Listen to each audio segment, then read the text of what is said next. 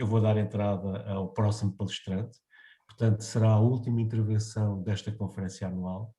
Será conduzida pelo professor Gandra e o tema será do dragão português, ou acerca do timbre das armas nacionais e do respectivo significado. Ora, aí está.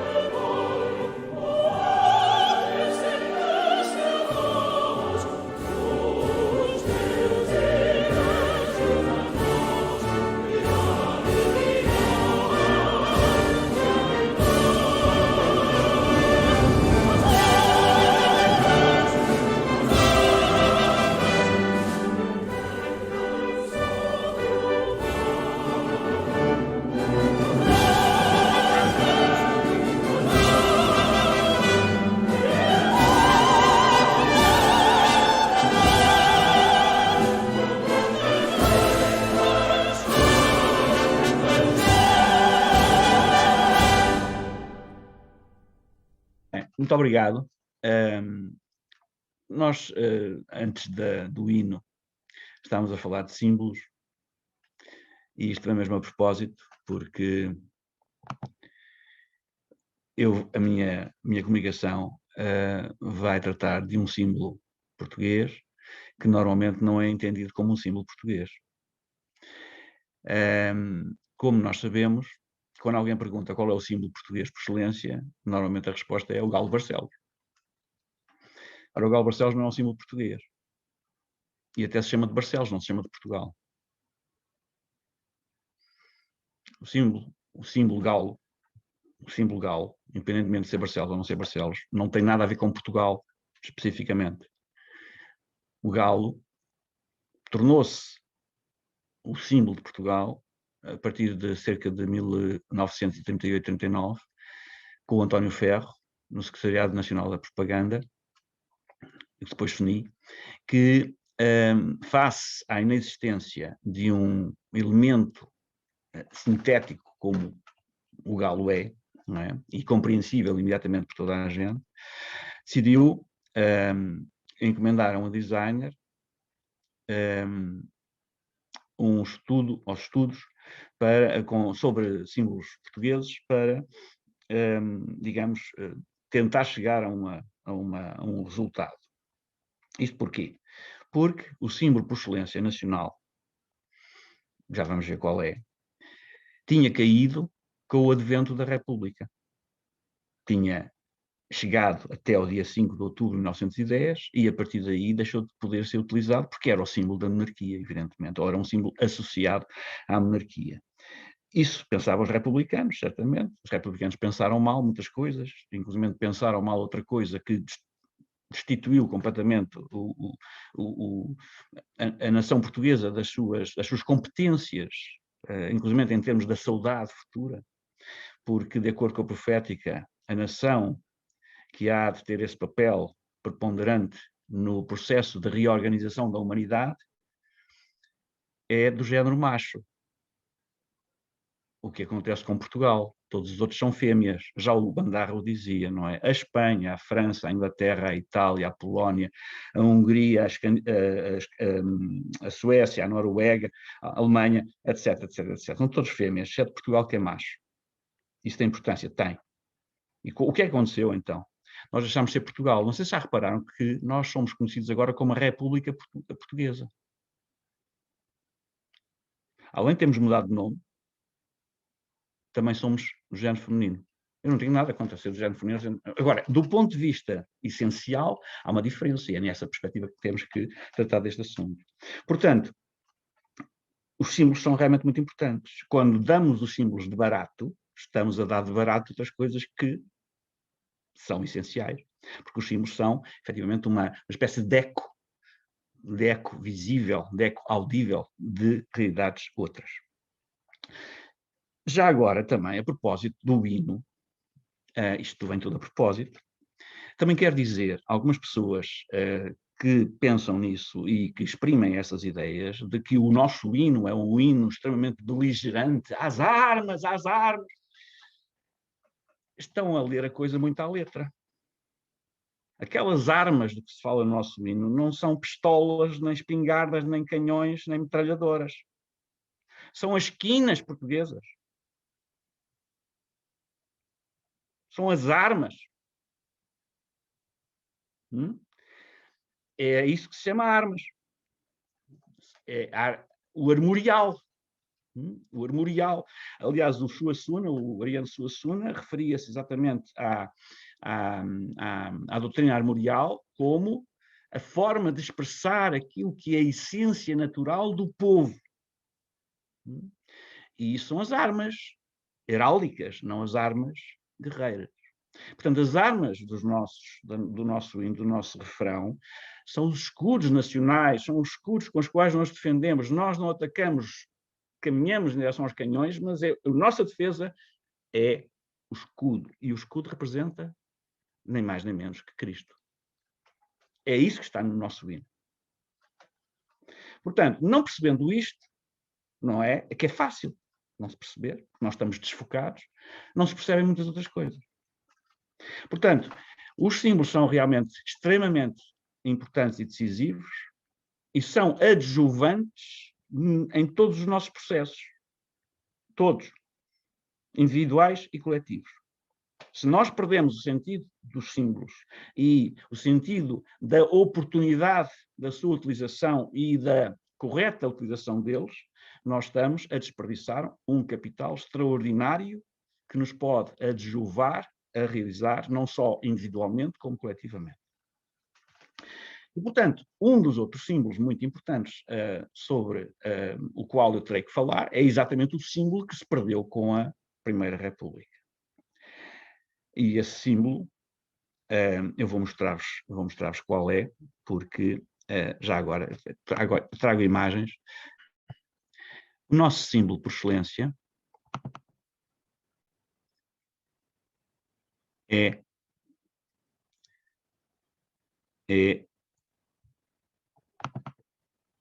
este que eu vou mostrar-vos. Está muito lento. Bem,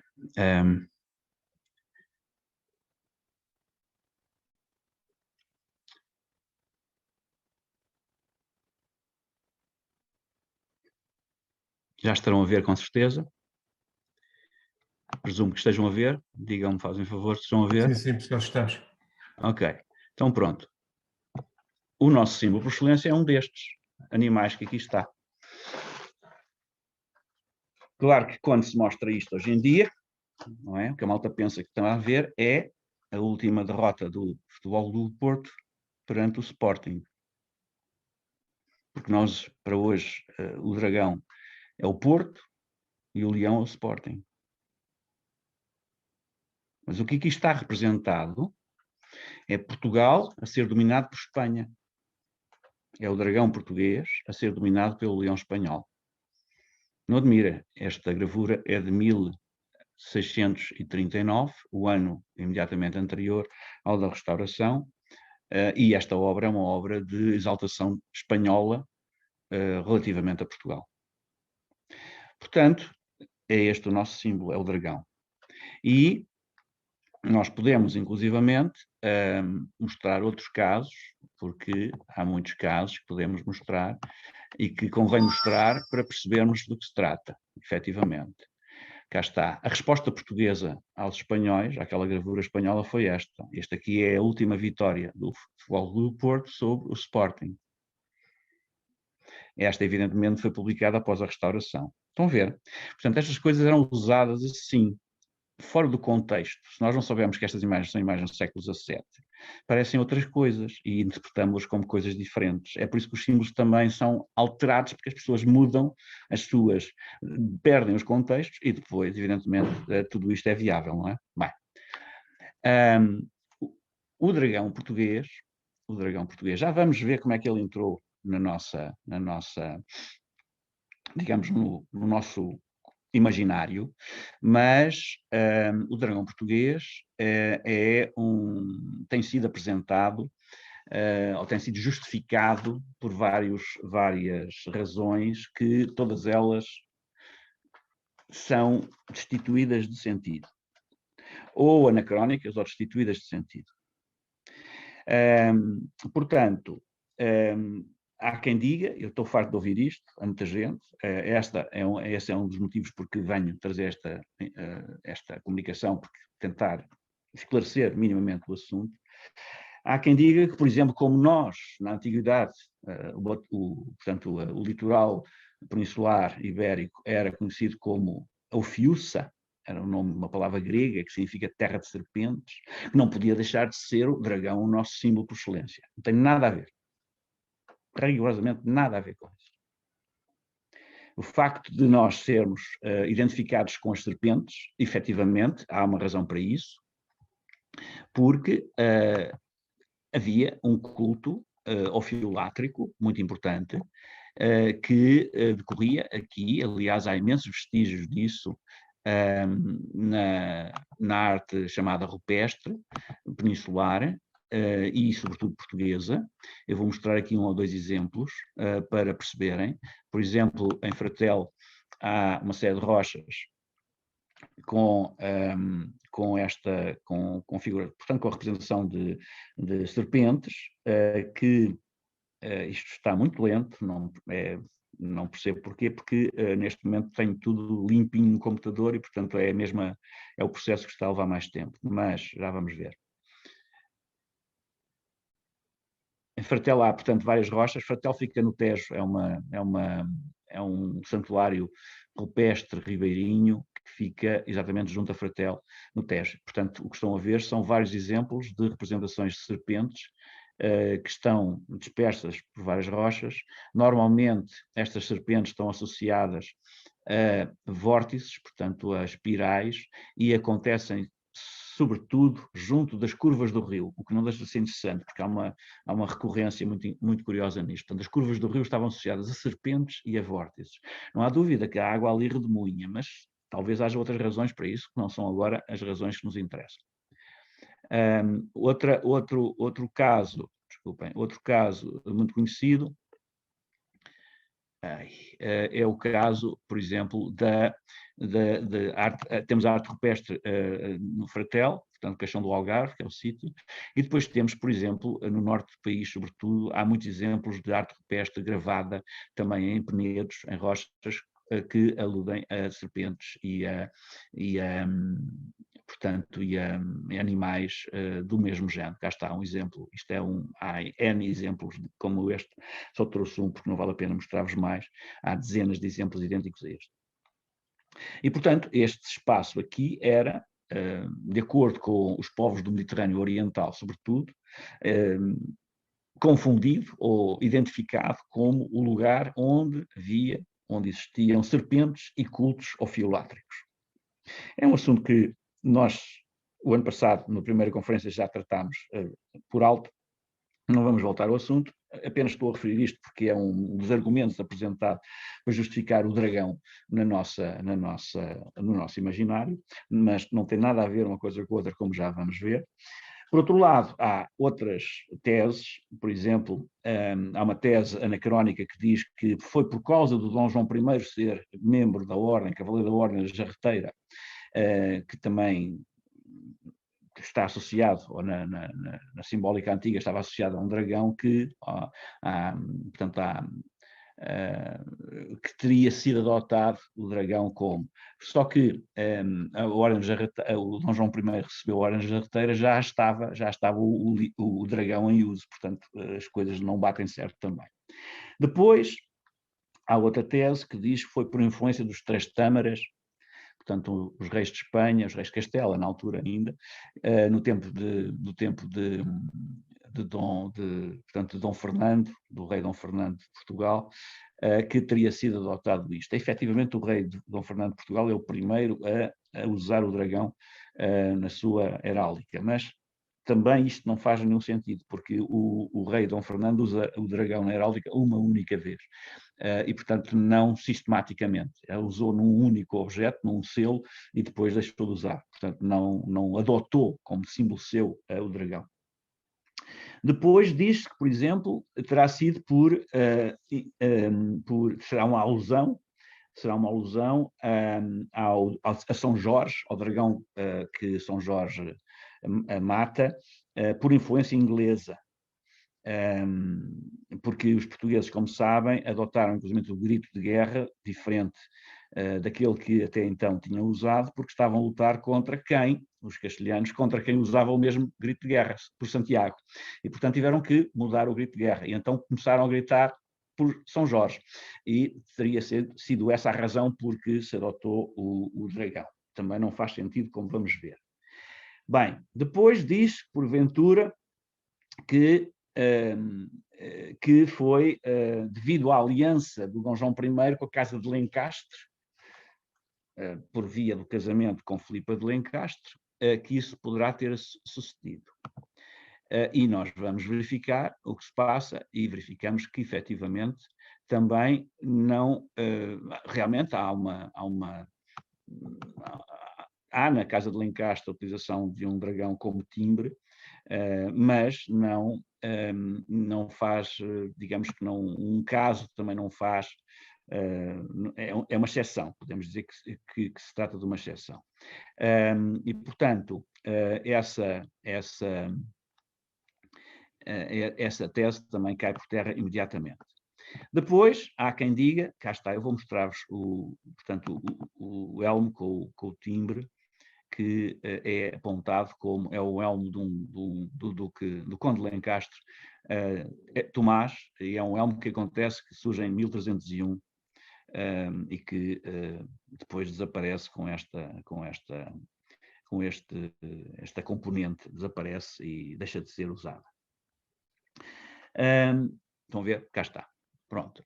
Depois diz também que o dragão surgiu porque é uma tese mais moderna que diz que o dragão é o símbolo da Casa de Bragança.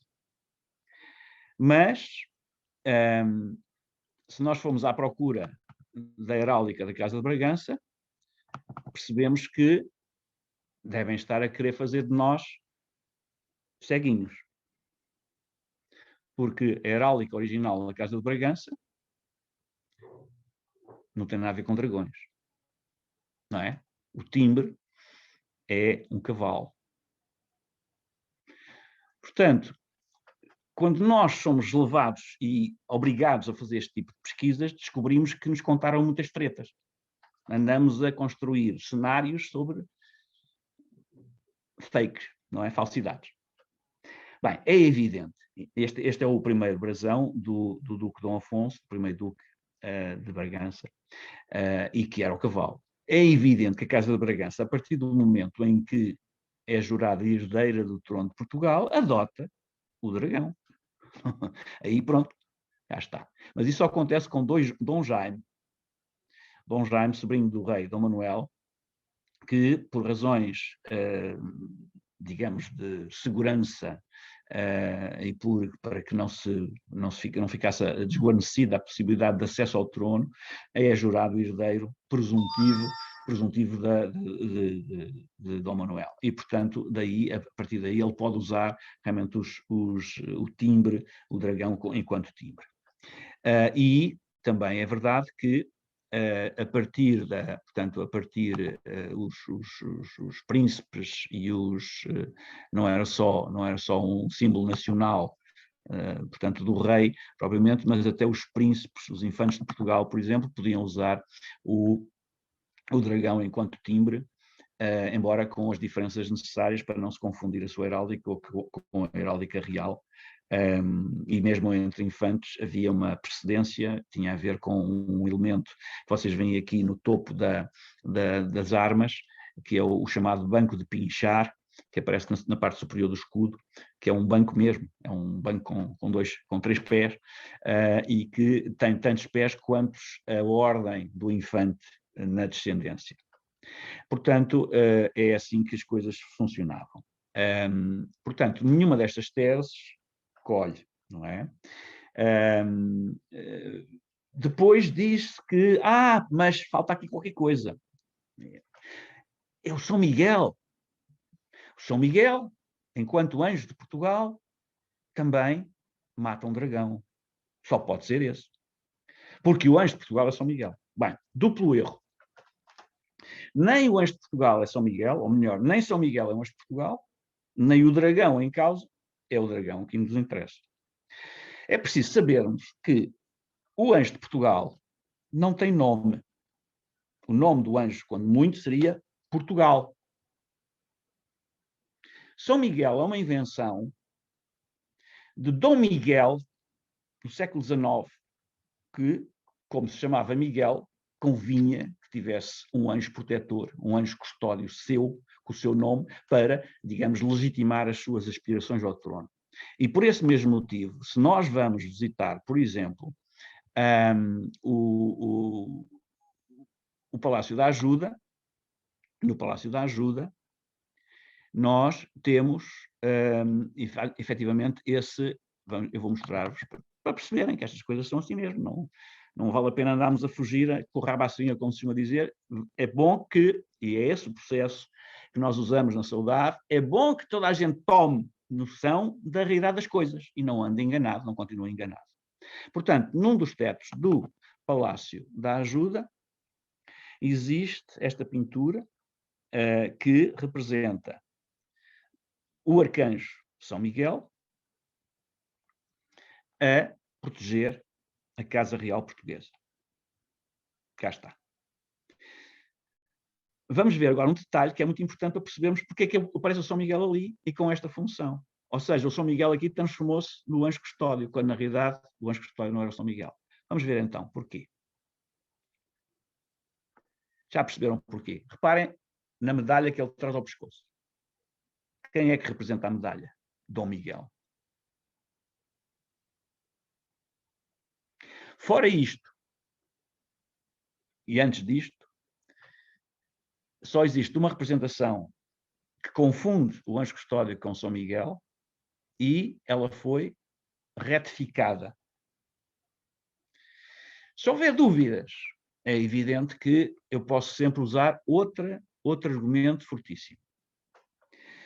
Numa das capelas colaterais da Basílica de Mafra, há 4 estátuas de vulto. 3 delas representando os 3 arcanjos clássicos, São Miguel, São Gabriel e São Rafael, e o anjo custódio. Então expliquem-me lá porque é que o Dom João V decidiu, se o anjo custódio de Portugal é São Miguel, há 2. Está lá o São Miguel e está lá o anjo custódio. Portanto, são entidades completamente distintas. Aliás, porque o anjo custódio apenas aparece com o nome de anjo tutelar de Portugal. Ponto. Anjo custódio de Portugal. E é este que estão a ver.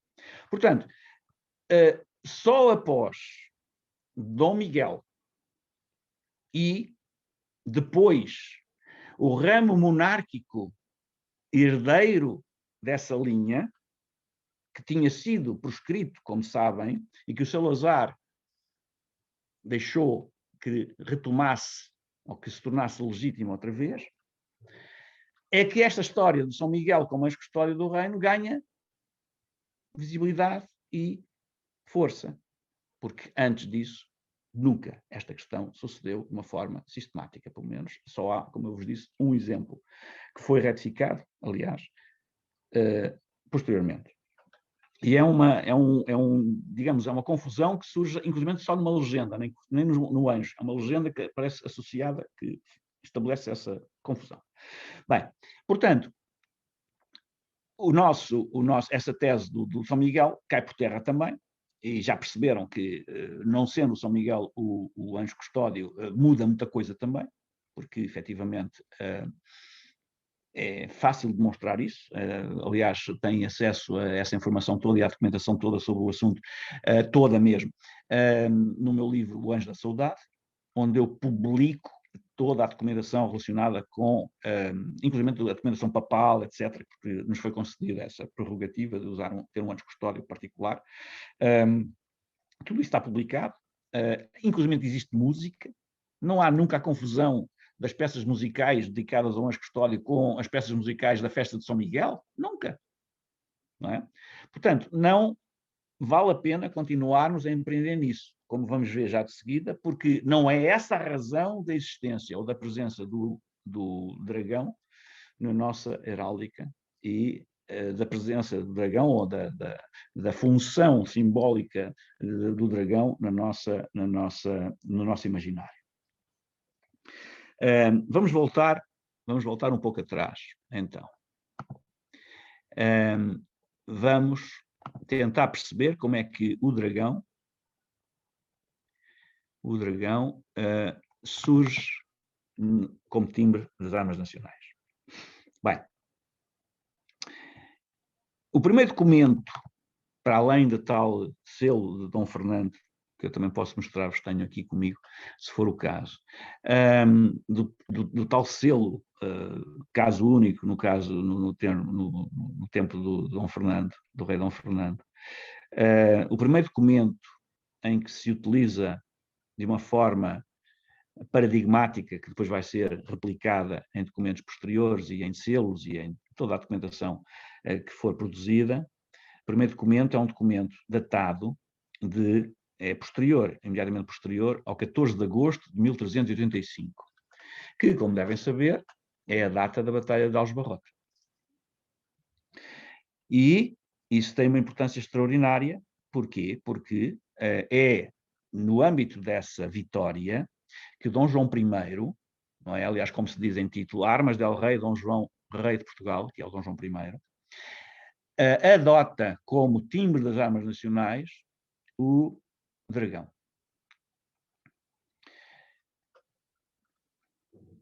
No texto do juramento de Ourique também se faz referência a determinado passo no timbre das armas nacionais como sendo o dragão, mas, entretanto, não há qualquer continuidade dessa tradição. Provavelmente o Dom João I adotou-a ainda em memória disso, mas antes dele, só o Dom Fernando, uma vez, usa este símbolo de uma forma assim, passageira, é um acidente, podíamos dizer.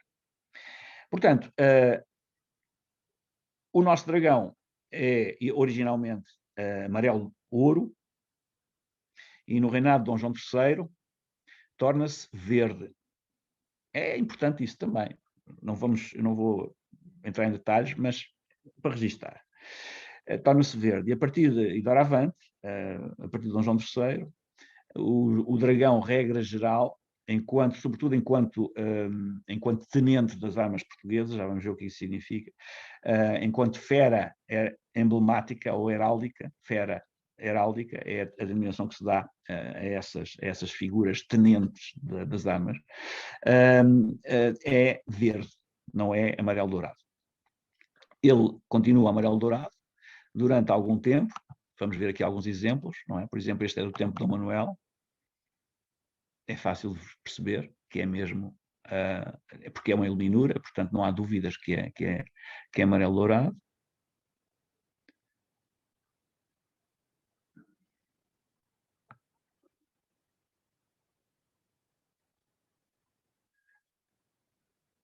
E temos outro exemplo do reinado de Dom Afonso V, anterior, portanto, ao Dom João II, reinado Afonso V, Dom João II, Dom Manuel, que também o dragão do timbre também é dourado. Portanto, está a questão esclarecida. Temos 3 exemplos, 3 reinados diferentes, e o dragão tem estas características.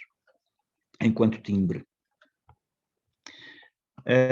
Temos muito mais imagens, portanto, temos muito mais imagens aqui, inclusive eu vou mostrar-vos um selo que está, um fecho da abóbada que está na batalha, no Mosteiro da Batalha, que representa, portanto, é contemporâneo de Dom João I e que também representa o dragão enquanto timbre das armas nacionais. Está ele. Portanto, isto é, ainda temos os escudos laterais, portanto, os escudetes laterais, perdão, voltados ao centro. Portanto, isto é, como não podia deixar de ser, anterior à reforma do escudo feita por Dom João II, que endireitou os escudos laterais e que tornou completamente diferente o significado dos símbolos nacionais também.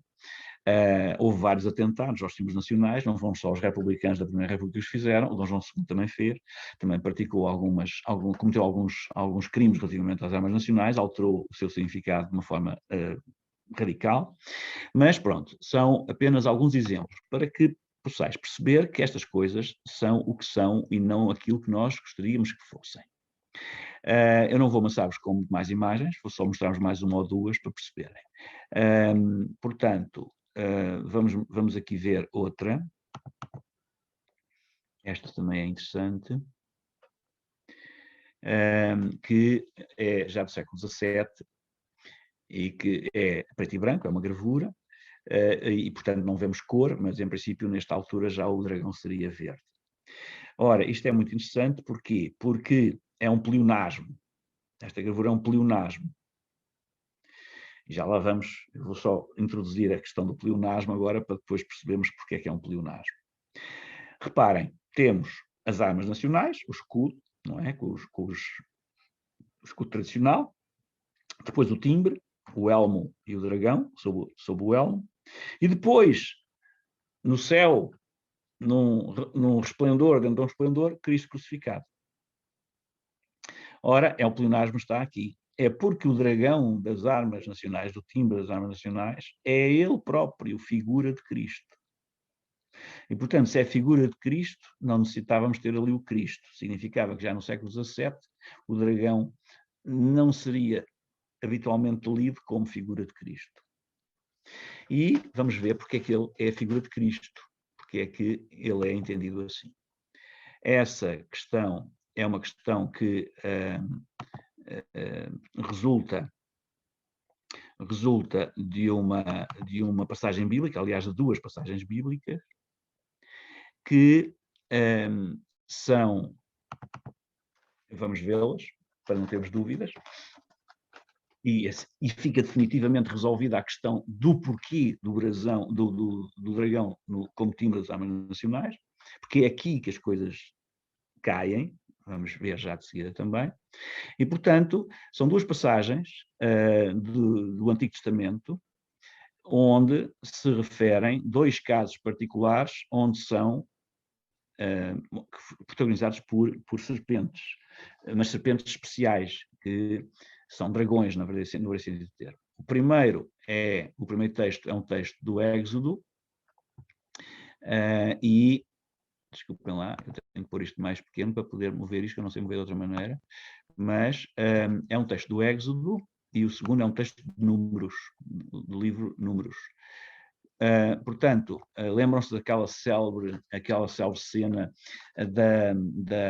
portanto, do encontro de Moisés e Arão com o faraó do Egito, em que o Arão passa a tirar a serpente para diante do faraó e a serpente se transforma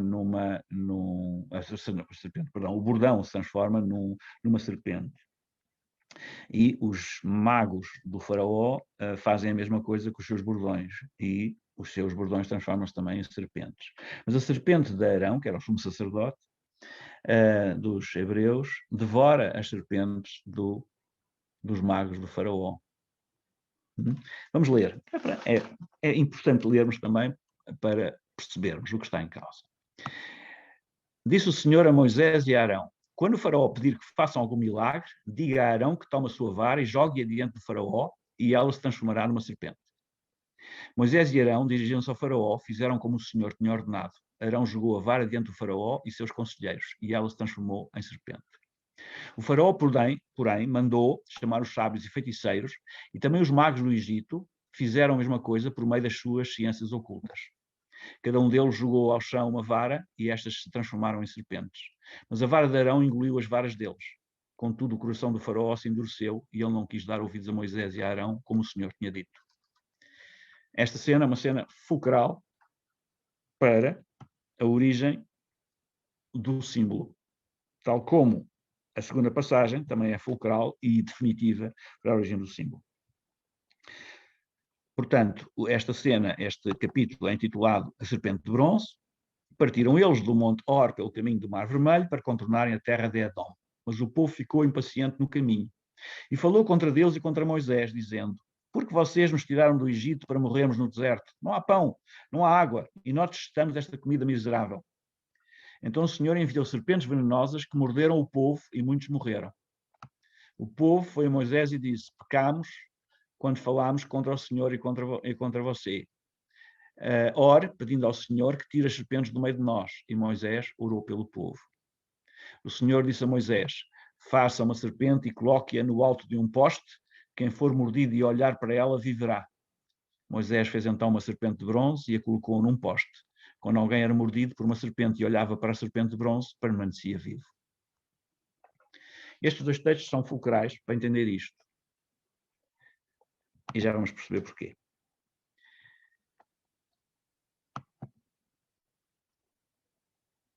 Eu vou já agora mostrar o que é a serpente de bronze, pelo menos aqui uns exemplos da serpente de bronze, para se perceber o que é, não é? A imagem que podemos ter dela.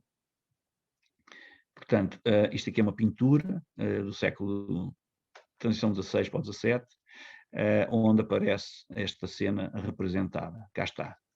O tal poste em formato de cruz, em formato de tal, com a serpente colocada sobre o tal, e muitos hebreus mortos por causa exatamente da mordura da serpente. Todos aqueles que olhavam para a serpente, aliás, vemos ali o Moisés a apontar para ela, todos os que olham para a serpente vivem, ou viverão. Bem, e há muitos exemplos disto, não vou amassá-los com estes exemplos, quero apenas mostrar-vos 3 ou 4 aplicações disto, porque efetivamente existem até no nosso território. O exemplo mais acabado da serpente de bronze, que é o nome que se dá à serpente, que na realidade é um dragão, não é? Existe em Vila Viçosa, diante da Igreja do Carmo, existe um cruzeiro, já vamos ver, onde temos a serpente de bronze representada. É um raro exemplo em Portugal em termos de escultura. A pintura há muita, a azulejo há muito, mas a escultura é um dos raros exemplos. Portanto, cá está, a serpente de bronze representada. A serpente de bronze depois assume outras configurações também, mas próximas destas. Por exemplo, há uma série de símbolos tipográficos que são incluídos em livros que partem do mesmo pressuposto e da mesma ideia. E há, inclusive, um infante, Dom Fernando, filho de Dom Manuel, que usa a serpente de bronze como sua empresa pessoal. É este o símbolo, que é chamado o Salus Vitae, o sal da vida. E, portanto, aparece assim representado. Por acaso, esta é de um tipógrafo, não é do infante Dom Fernando, mas a outra é exatamente igual a esta, portanto, não vou mostrar-vos a outra, porque são praticamente, aliás, tenho aqui também, mas não vale a pena mostrar-vos. Além disso, há depois a utilização, por parte de alguns autores, deste símbolo, para, digamos, se alegarem determinado tipo de legitimidade espiritual. Cá está, por exemplo, o Frei Bernardo de Brito, e no canto inferior direito, para nós é esquerdo, mas é direito da imagem, cá temos a serpente de bronze também representada. Bem, então, eu disse que isto tinha tudo a ver com o timbre das armas nacionais. Vão permitir-me que eu faça uma leitura rápida de um texto, porque é necessário mesmo fazê-la, para sintetizar isto e porque tenho uma citação muito longa para vos ler. E, portanto, eu vou ler apenas isto e depois voltamos outra vez à conversa direta. Praticamente desde os seus alvores, foi atribuída à dinastia de Avis, ou da Ave, isto é, do Paracleto. É um nome que a gente usa sem nunca pensar nestes termos, não é? Um papel providencial que a propaganda, porventura mais sistemática a partir do reinado de Dom Duarte, acabaria por sancionar na intenção de operar uma sanção dinástica in persona conditoris, ou seja, uma sanção dinástica na pessoa do fundador, Dom João I.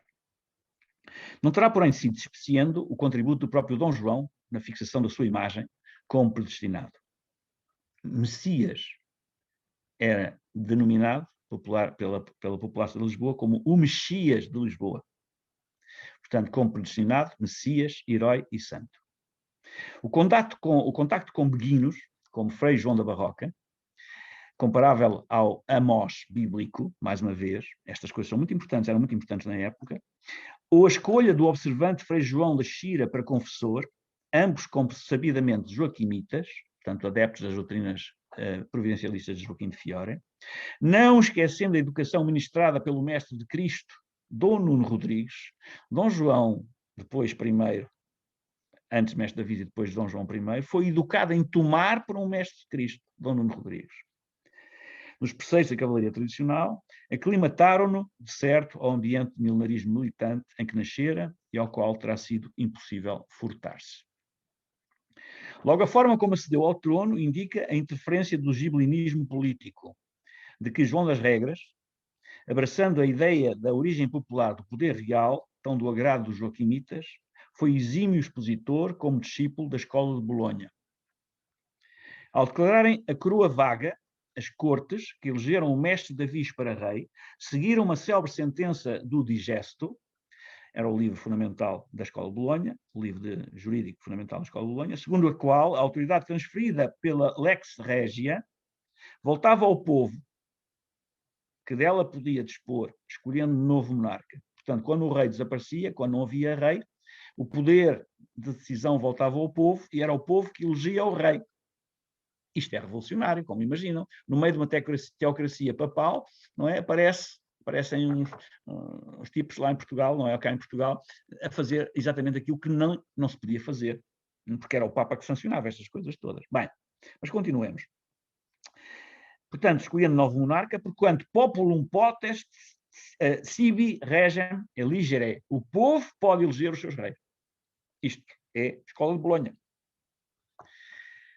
Fernão Lopes, o cronista, com o fito de justificar o carisma do fundador, sintomaticamente carismado, como já disse, como o Messias de Lisboa, fará apelo ao sonho profético do rei justiceiro, Dom Pedro I, relatado na crónica de Dom Pedro, verdadeira pedra de toque das componentes milenaristas e messiânicas que percorrem e ditam o seu discurso. Eu vou citar agora o Fernão Lopes, para vocês perceberem o resto. Deste moço, Dom João, portanto, deu el rei carrego a Dom Nuno Freire, mestre de Cristo, que o criava e tinha em seu poder, e que, criando ele, assim sendo a idade de 7 anos, veio-se afinar o mestre Davis, Dom Martim do Avelau. O mestre de Cristo, como isto soube, foi-se logo ao rei Dom Pedro, que então pousava na chamusca, e pediu-lhe aquele mestrado para o dito seu filho, que levava em sua companhia. E el rei foi muito ledo do requerimento, e muito mais ledo de lhe outorgar. Então tomou o moço o mestre nos braços, e tendo em eles, lhe cingiu el rei a espada e o armou cavaleiro, e beijou-o na boca, lançando-lhe a bênção, dizendo que Deus o acrescentasse de bem em melhor e lhe desse tanta honra em feitos de cavalaria como dera a seus avós, a qual bênção foi nele bem cumprida, como adiante ouvireis. E disse então el rei contra o mestre: tenha este moço isto por agora, cá eu sei que mais alto há de montar, se este é o meu filho João, de que a mim algumas vezes falaram. O Dom Pedro I tinha 2 filhos Joões, e portanto ficou na dúvida qual deles seria aquele que estava predestinado. Qual era o predestinado?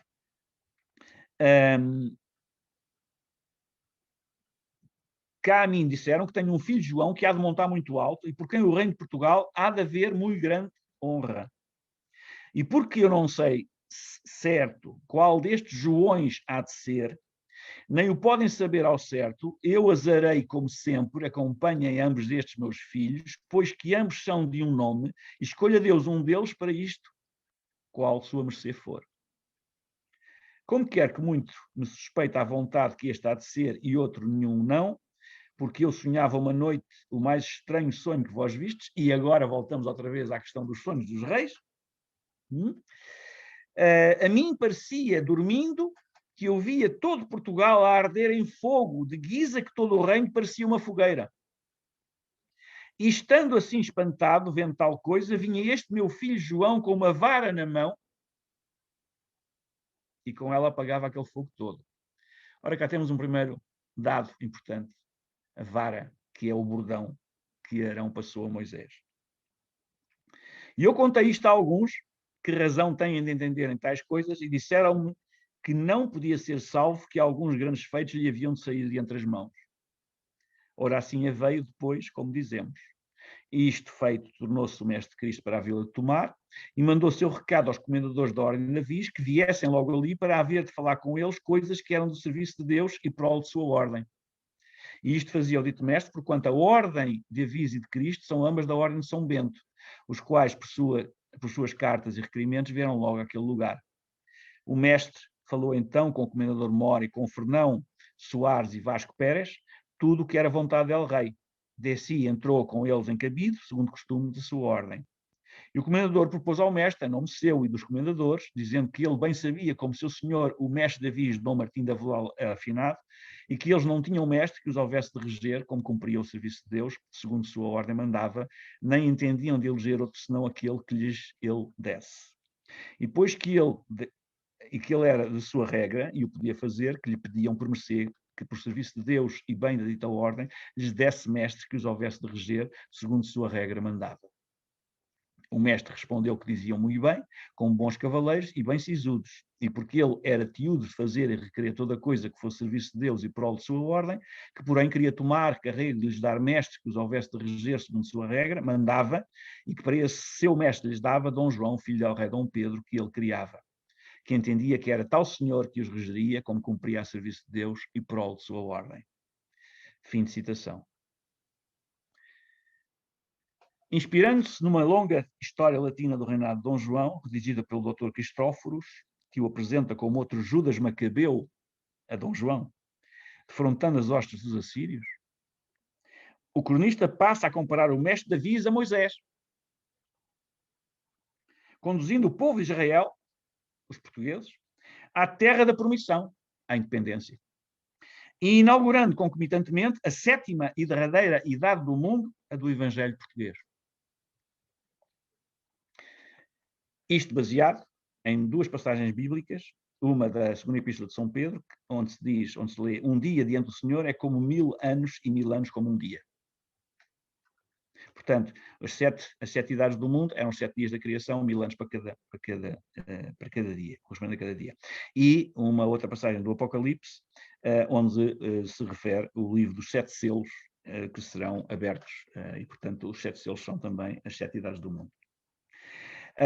A iminência da 7ª idade, segundo este pensamento, traria consigo a manifestação, o advento do anticristo, que também imediatamente o cronista identifica, não podia deixar de ser, com o rei de Castela, que ainda por cima dependia do Papa, do antipapa, ou seja, não dependia do Papa legal, dependia do Papa não legal, não é do antipapa.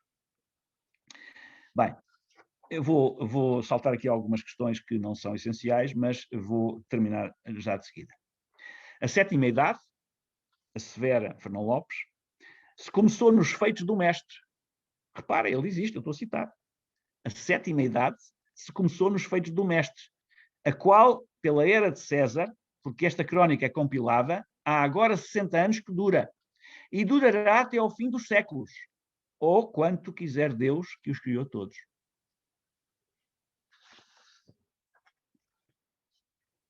É concordante com este registro, do Fernão Lopes, o teor dos sermões dos franciscanos Frei Rodrigo de Lisboa, sobre o texto de Misericórdia Fecit, Nobiscum, de 1384, depois de levantado o cerco castelhano a Lisboa, e de Frei Pedro, após ter recebido a notícia da vitória de Aljubarrota. A ele, igualmente, poder-se-á especular, será imputável a escolha da serpente de bronze para doravante figurar como timbre das armas nacionais, tal como a sarça ardente exibida no próprio túmulo de Dom João e Dona Filipa de Lencastre na batalha. Eu já vos mostro isto. Mosteiro cujo plano, pela sua configuração peculiar, patenteia a adesão aos ideais do joaquimismo tradicional. De resto, nem as circunstâncias do falecimento de Dom João I, em 14 de agosto de 1483, seriam deixadas ao acaso, no afã de proclamar todos os atos do monarca como destinados pelo céu, de modo a mitificar a boa morte do rei vingador da honra de Espanha. Rui de Pina chegaria a recorrer a um arranjo intencional, sugerindo que o óbito seria consumado em conformidade com ciclos epilogísticos perfeitos, a saber, o rei morrera no dia em que nascera. Com 77 anos, 7 vezes 11 de idade, no 48º aniversário de Aljubarrota, no 18º ano completo da partida para a tomada de Ceuta, durante um eclipse solar, na véspera de uma das maiores festas de Nossa Senhora, que é a Assunção, não é? Nossa Senhora. A circunstância não é inédita nem insólita, pois as relações entre efemérides astrais, epilogística e movimento do apogeu solar, desde sempre foram sumamente exploradas no intuito de evidenciar os respectivos significados escatológicos.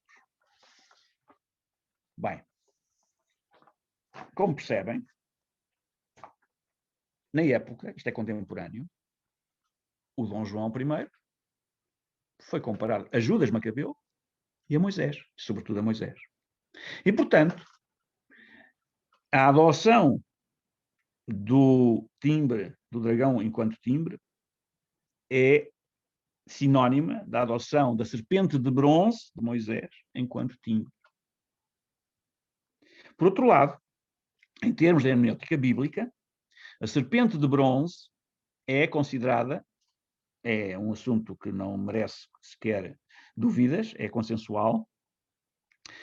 A serpente de bronze é considerada um pré-anúncio da crucificação de Cristo. E, portanto, por isso mesmo se diz que a serpente de bronze é uma figura de Cristo. ou o dragão português é uma figura de Cristo. Okay? Estamos a perceber, portanto, porque é que a serpente de bronze, ou porque é que o Dom João I adotou o dragão como timbre e porque o dragão se tornou, portanto, parte integrante das armas portuguesas. Vamos lá ver agora aqui o... ora... eu levei isto para o outro lado sem necessidade. Este estava aqui. Com certeza que estava aqui, não estou a vê-lo, mas deve estar aqui o túmulo. Não está aqui, mas onde está? Bem, já lá vamos, já chegamos lá. Seja como for, esta ideia do dragão como timbre é uma ideia que depois, mais tarde, já no século XIX, com o Dom... Cá está, eu vou mostrar-vos agora já o túmulo, está aqui o túmulo de Dom João I. Os pés, vê-se mal, a imagem é sempre má, porque é má de fotografar. A fotografia devia ser feita com luz rasante, porque de outra maneira não se vê, está muito... A pedra é muito... está em mau estado, mas isto são os pés do túmulo de Dom João I e Dona Filipa de Lencastre na Batalha. E aos pés do túmulo nós vemos gravado um arbusto, que é um pilriteiro. E sabem o que o pilriteiro é? Na Bíblia. É a sarça ardente de Moisés, junto da qual, no Monte Horebe, Moisés recebe as tábuas da lei. Se fosse preciso mais, reparem, até no túmulo, que é um sítio sagrado. E, portanto, até no túmulo há esta presença de Moisés e das referências de Moisés. Mas vamos então continuar. Sabe eu dizer que, mais tarde, no século XIX, por exemplo, quando o Dom Pedro IV de Portugal, portanto, o primeiro imperador do Brasil, quando regressa a Portugal, após abdicar do seu estatuto de imperador no Brasil, regressa a Portugal, um dos focos do apoio ao Dom Pedro IV é a cidade do Porto. E o Dom Pedro depois, em 1833, quando vence definitivamente as tropas miguelistas e o seu irmão, decide conceder e premiar a cidade do Porto com alguns acrescentos nas armas municipais. E aqui tem um exemplo disso. Esta figura, que estava antigamente no topo do edifício da Câmara Municipal do Porto, e que quando a Câmara foi substituída, o edifício foi substituído pelo atual edifício, desceu do seu pedestal que estava lá no topo e passou a ficar num pedestal no chão, ali próximo, nas traseiras da Câmara, e ali alguns numa daquelas ruas ao lado da Câmara, e representa exatamente aquilo que lá se chama o Porto. É uma figura de um guerreiro que tem no escudo das armas da cidade do Porto, e que tem o elmo com o dragão também. Foi uma das concessões de Dom Pedro, a cidade do Porto, que é a única cidade que pode usar o dragão do timbre nacional. Vão ver? Portanto, estas coisas estão aí, à nossa vista, só que nós não prestamos atenção, porque se prestássemos atenção, evidentemente, nada disto nos seria estranho nem indiferente. Bem, portanto, este assunto é um assunto que há outro assunto interessante também, ainda relacionado com o Porto, não é? Que vocês também conhecem, não é? É que o Porto tem uma equipa de futebol que, sobretudo a partir da mudança do antigo estádio para o novo estádio, passou a designar-se como os Dragões. Até o equipamento do Porto, o equipamento clássico do Porto, que começou por ser vermelho, atenção, ninguém sabe, mas era semelhante ao do Benfica. Não se pode dizer isto no Porto, senão... Bem, mas era assim. E até o equipamento do Porto, azul e branco, tem tudo a ver com o assunto, porque as cores azul e branca, as cores azul, azul e o branco, são as cores da bandeira monárquica constitucional até Dom Manuel II. Exatamente a bandeira que os liberais tiveram que adotar para se distinguirem da bandeira do Dom Miguel, que era a bandeira clássica, campo de prata, portanto branca, com as armas nacionais centradas. E, portanto, o azul e o branco são as cores da monarquia. Não é? Ninguém vai hoje dizer, porque os portuenses são monárquicos. Não são, mas mas no Futebol Clube do Porto ainda tenta criar, subliminarmente pelo menos, essa ideia reminiscente de que realmente o Porto tem algo a ver ainda com esses tempos da monarquia constitucional. Na realidade, o Porto foi a última cidade do país a implantar a República, porque esteve à espera até ao dia 6 de outubro de 1910 pela família real, que saiu da Ericeira no iate e estava previsto que rumasse a norte, mas rumou a sul, obrigado pelo imediato do iate Amélia. Obrigados, a família real foi obrigada, tiveram 4 horas a discutir isso ao Largo da Ericeira e depois foram obrigados a rumar a sul para Gibraltar. E só quando o Porto teve notícia da chegada a Gibraltar da família real é que declarou a República. Até lá, portanto, esteve à espera. Portanto, foi a última cidade monárquica do país. E, portanto, essas memórias para os portugueses são muito importantes. Para nós podem não ser, mas para eles são, e faz todo o sentido que sejam. Bem, mas continuando. Além do timbre, além do dragão como timbre, eu já vos mostrei o dragão como personificação de Portugal. Vou mostrar-vos outras imagens, agora vamos fazer uma análise de outras imagens, que pode ser interessante para vocês perceberem o exercício que se pode fazer e como se deve fazer um exercício deste género, esta leitura dos símbolos, porque efetivamente os símbolos são legíveis, temos aqui os legendos com textos adequados. Portanto, eu há bocadinho fiquei nesta imagem, vou mostrar-vos outra vez esta imagem, para retomarmos aqui a história. Portanto, o dragão tornou-se o símbolo de Portugal. Não é? Mesmo que ele apareça fora das armas nacionais ou deslocado ou separado das armas nacionais, tornou-se um símbolo nacional. É o símbolo de Portugal até ao 5 de outubro de 1910.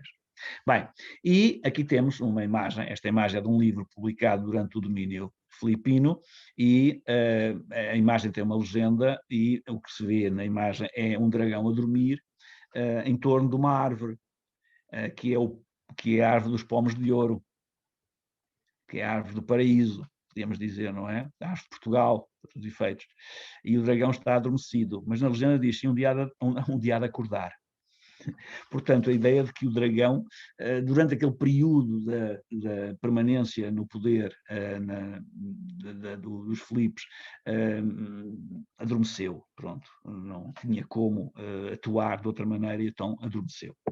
Bem, outra imagem que é já do século XVIII, reparem, o mundo inteiro, não é? O orbe inteiro está ocupado por um dragão que chega aos astros. Dominabitur astris, é o que lá diz em cima. Até os astros dominam.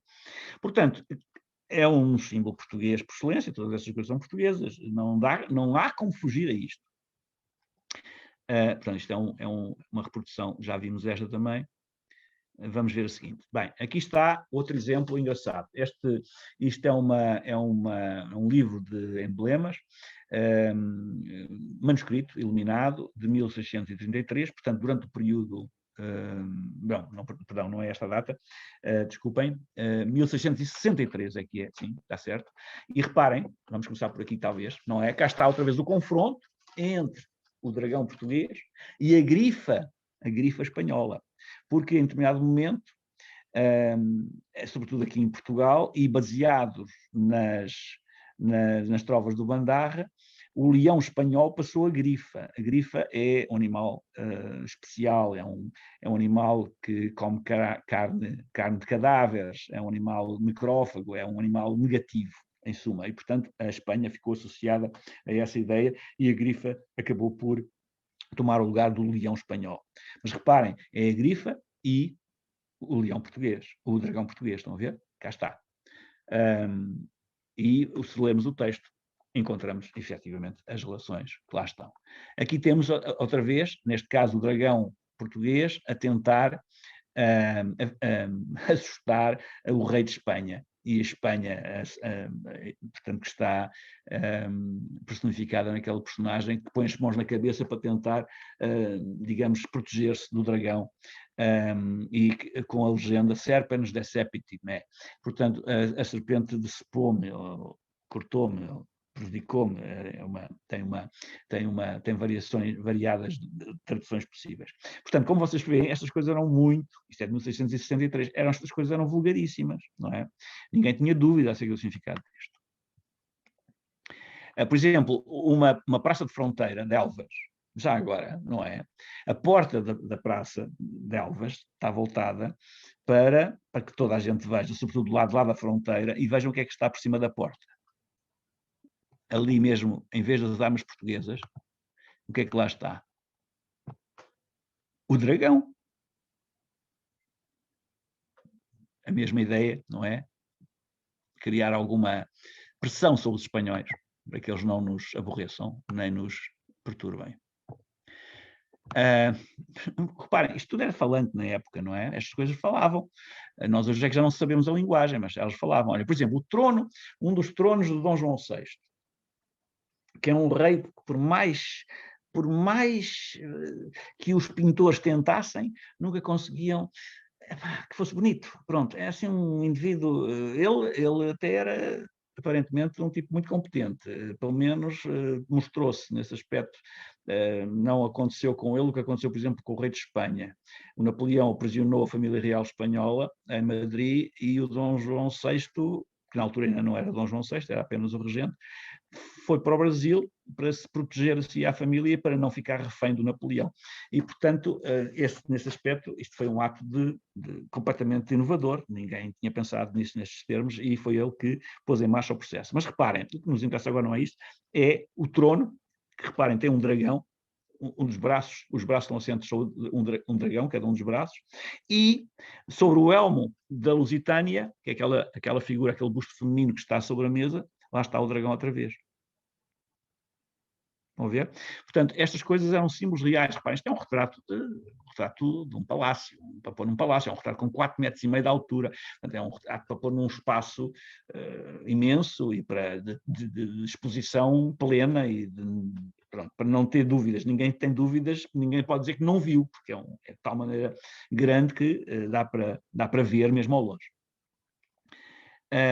Cá está, este também já vimos, não é? Este também já vimos, e penso que aqui temos as imagens. Não, temos aqui outra imagem engraçada, temos mais 2 imagens para ver aqui. Mas vamos ver a seguinte primeiro. Esta aqui primeiro. Bem, esta aqui é uma imagem que é útil, porquê? Porque nós temos aqui vários elementos conjugados que nos permitem perceber muitas coisas. Então, vamos tentar descrever isto de uma forma que é como se deve fazer, para não termos dúvidas acerca daquilo que estamos a ver, e para não confundirmos as coisas que estamos a ver com outras coisas que não estão lá. Então, o que é que nós temos aqui?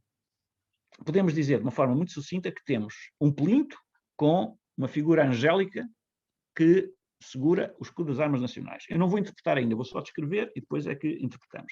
Na sua mão direita segura uma vara que põe sobre a cabeça de uma figura feminina. Eu não lhe chamo mulher, porque pode não ser uma mulher, e se eu lhe chamar mulher, a minha interpretação fica logo condicionada. Portanto, é uma figura feminina. Quando eu não sei quem é uma figura feminina ou masculina. Não lhe dou, digamos, não a personifico. Logo, só posteriormente é que eu poderei fazer isso, porque, entretanto, à medida que vou fazendo a descrição, já percebi se trata efetivamente de uma mulher ou de uma alegoria, não é? Porque se for uma alegoria, evidentemente, não é uma mulher, embora podendo ter como suporte dessa alegoria uma figura feminina, mas essa figura feminina não pode ser chamada de mulher. Pronto, entendamos-nos. E, portanto, temos uma figura feminina que segura na mão direita uma granada, portanto, uma romã, e que segura na mão esquerda portanto, uma cadeia com a qual prende uma figura de um velho, uma figura idosa, que está de joelhos, está ajoelhada, e tem, como vocês veem, longa barba, e tem umas asas.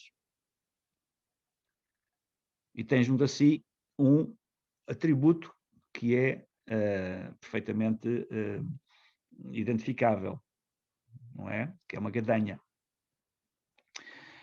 Lá atrás dessa figura desjoelhada existe uma outra figura feminina, 2 figuras femininas, aliás, que estão a escrever. É fácil ver quem é a figura feminina que está a escrever, porque ela própria se identifica, mas já lá vamos. Depois, no primeiro plano, aqui à nossa direita, que na realidade é a esquerda da imagem, temos ali um personagem barbado, com umas algas no cabelo, servido de cabelo, que segura um remo e está junto de uma vasilha da qual sai água. A seu lado, o dragão.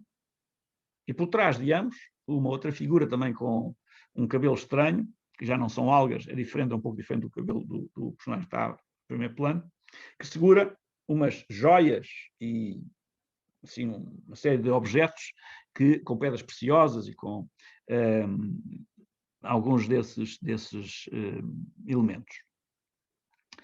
Portanto, o que é que nós temos aqui? Bem, isto primeiro é preciso saber, há depois uma frase cá em cima, restituet omnia, né? Restitua-se tudo, ou a restituição de tudo. Isto é uma gravura feita expressamente, concebida expressamente para um livro que é o livro de lançamento da Academia Real da História Portuguesa, criada por Dom João V. Dom João V foi um homem fora da caixa, completamente fora da caixa. E quando a gente diz, Mafra, claro e tal, não foi só isso. A primeira legislação mundial preservando património arqueológico, repare, estamos em 1730, à volta disso, 32. A primeira legislação mundial preservando património arqueológico é portuguesa e foi posta em prática por Dom João V. Era um homem muito à frente. Os primeiros gotes modernos do mundo são do Palácio de Mafra, Dom João V. São coisas menores, diríamos, não é? Mas são coisas significativas. Nós dizemos sempre que andamos a reboque dos outros e fazemos coisas que só depois os outros fizeram. Mas pronto, são 2 exemplos apenas. Então, o que é que está aqui representado? Bem, a primeira figura que eu descrevi é fácil. É o anjo custódio. Que está com a sua vara, com o seu cetro de anjo custódio, porque o anjo custódio de Portugal não usa armas no sentido bélico do termo, só usa as armas nacionais, mas não usa outras armas para ferir.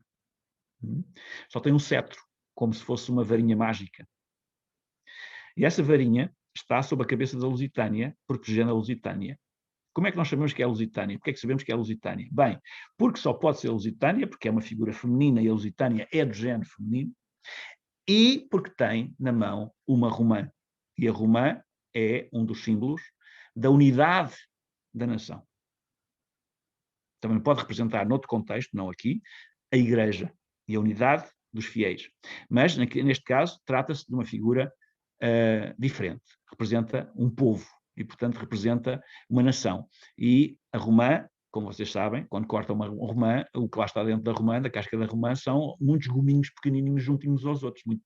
Quando a gente, inclusivamente, corta a romã, sai sangue, não é? Sai um líquido vermelho, sai o sumo vermelho da romã, regra geral, se ela estiver madura, então isso é muito mais evidente. Bem, e essa figura acorrenta o tal velhote, não é? A tal figura masculina idosa, barbada, com asas, que fica ali subjugado e que está associado a um objeto que o identifica imediatamente. Se não fossem as asas, a gadanha identificaria. É o tempo, é Cronos. E, portanto, a Lusitânia domou o tempo. E, portanto, domina a história que está a ser escrita lá atrás pela outra figura que nós vemos a escrever. Faltam-nos 3 personagens que estão em primeiro plano. Quem serão? O dragão, não temos dúvidas, não é? Mas quem é o outro fulano que está aqui em primeiríssimo plano? Quem é este velho, barbado, que segura um remo e tem junto a si uma vasilha da qual sai água? É evidente. Só pode ser o Rio Tejo, porque a Academia Real da História Portuguesa tinha sede em Lisboa. Se tivesse sede no Porto, só poderia ser o Rio Douro. Mas para isso nós também tínhamos de ter uma indicação lá que não temos, que era um cacho de uvas no remo. Os símbolos são assim. Isto, evidentemente, implica treino, porque estas interpretações e estas leituras não estão em lado nenhum. Isso é um dos nossos defeitos. Nós esquecemos completamente estas coisas, porque estas coisas falam e conduzem-nos para outro tipo de ideário e outro tipo de assunção da cultura e da essência portuguesa, diferente daquela que nos vendem. E, portanto, estas coisas ficam esquecidas, convém que fiquem esquecidas, porque senão recordam-nos coisas que não são convenientes. Nós começamos a pensar de outra maneira. Não é? Bem, então é o Rio Tejo. Por trás temos uma figura que até é feminina, eu há bocadinho não disse isso também, é a terra, que apresenta as riquezas que saem da terra, que apresenta as pedras preciosas e as ostenta assim nas mãos. Portanto, esta gravura é uma gravura espetacular, excepcional em significados e que nos permite efetivamente perceber que no reinado de Dom João V esta era a visão de Portugal, a visão sintética de Portugal. Vamos ver agora outra imagem que já é do reinado de Dom João VI e, como vão ver, as coisas mudam um pouco. Isto é aquela mesma história de sempre. Quem quer ser pequenino é pequenino, quem quer ser grande é grande. Não temos nada contra. Mas, evidentemente, temos pena daqueles que querem ser pequeninos. Bem, o Dom João VI não era provavelmente pequenino, mas há coisas nele e nas suas ações que realmente denotam que não tem a grandiosidade nem o carisma de Dom João V. Nem pensar, de todo. Bem, o que nós vemos aqui, o que é? É um busto do já não, reparem, o anjo custódio, que é representante da nação por excelência, não está cá. O que cá está é o busto do rei. O busto do rei toma o lugar do anjo custódio. E depois temos a Lusitânia, lá está associada ao dragão, aqui neste caso está associado ao dragão, que depois tem um testamento enorme ali, meio desenrolado, que a gente não consegue ler porque não é legível, mas é um texto com certeza que devia ser importante, não sabemos qual é.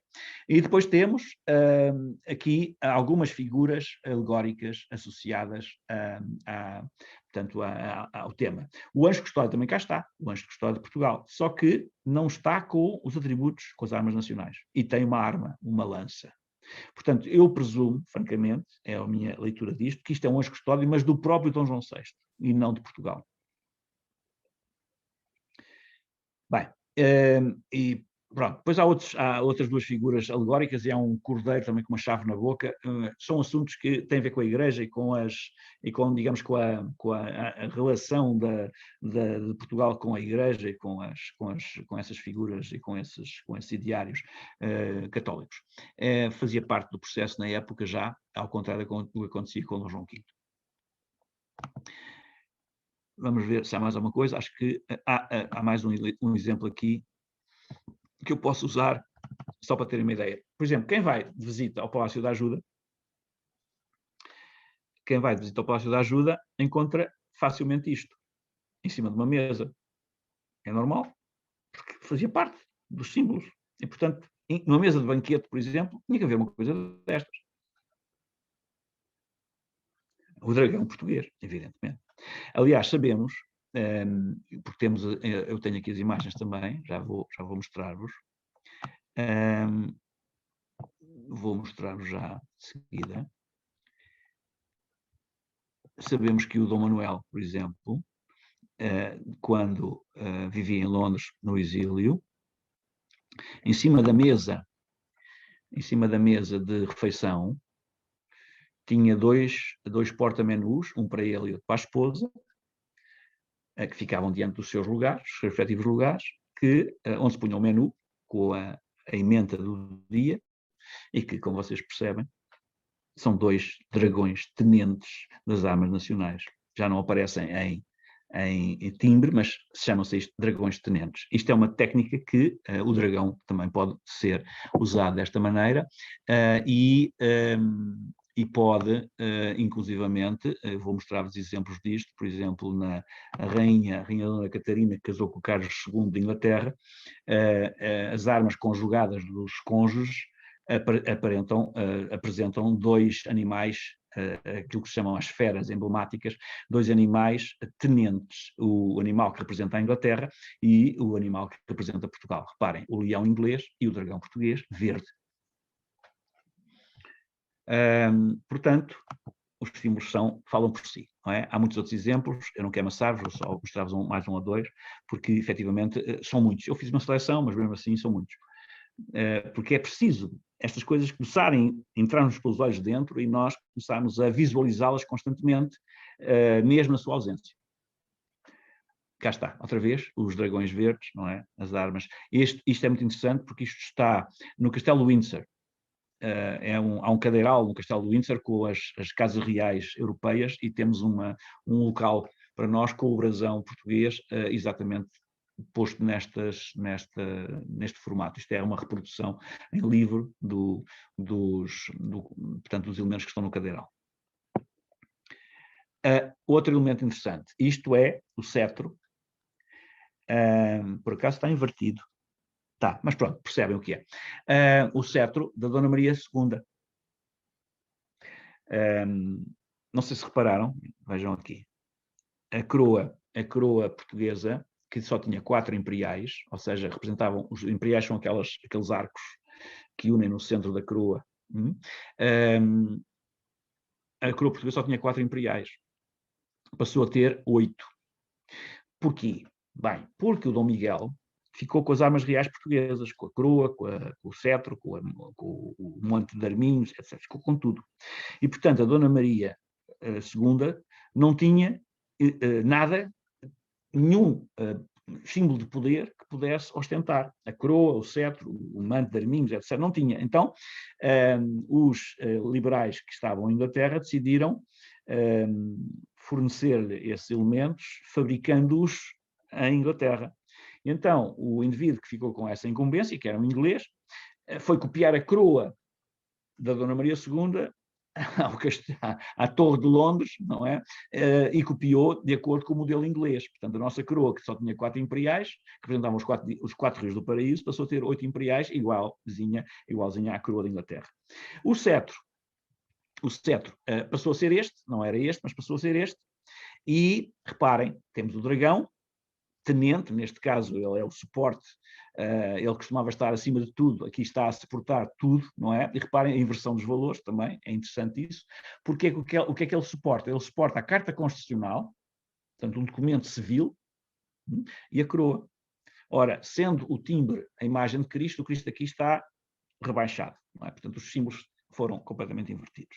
Isto acontece, eu também já vos mostro outro caso muito interessante deste género, isto acontece também noutros casos. Bem, mas vou mostrar-vos outra coisa. No tempo de Dom João V, Dom João V mandou construir um convento para a congregação do oratório, que atualmente é o Ministério dos Negócios Estrangeiros, é a sede do Ministério dos Negócios Estrangeiros, é o Palácio das Necessidades. E todo o acesso, escadarias, aos pisos superiores do Palácio das Necessidades, as paredes estão recheadas de dragões. Há muitos dragões em fila, não é? Sempre tenentes das armas nacionais portuguesas. Portanto, isto é uma imagem muito, muito forte, francamente, e como há uma sucessão de imagens idênticas, é extremamente forte. As escadarias do Ministério dos Negócios Estrangeiros são fantásticas, são realmente um exemplo. Nós não conhecemos, estas imagens são desconhecidas, normalmente não vemos isto, não é? O Ministério dos Negócios Estrangeiros é preciso autorização para lá entrar, sobretudo nesta área, e, portanto, é preciso tê-la antes. Mas outro elemento, para terminarmos esta voltinha aqui, tem a ver com a faiança da última refeição da família real em Portugal, foi o almoço de 5 de outubro de 1910, antes do embarque na Ericeira, para o exílio.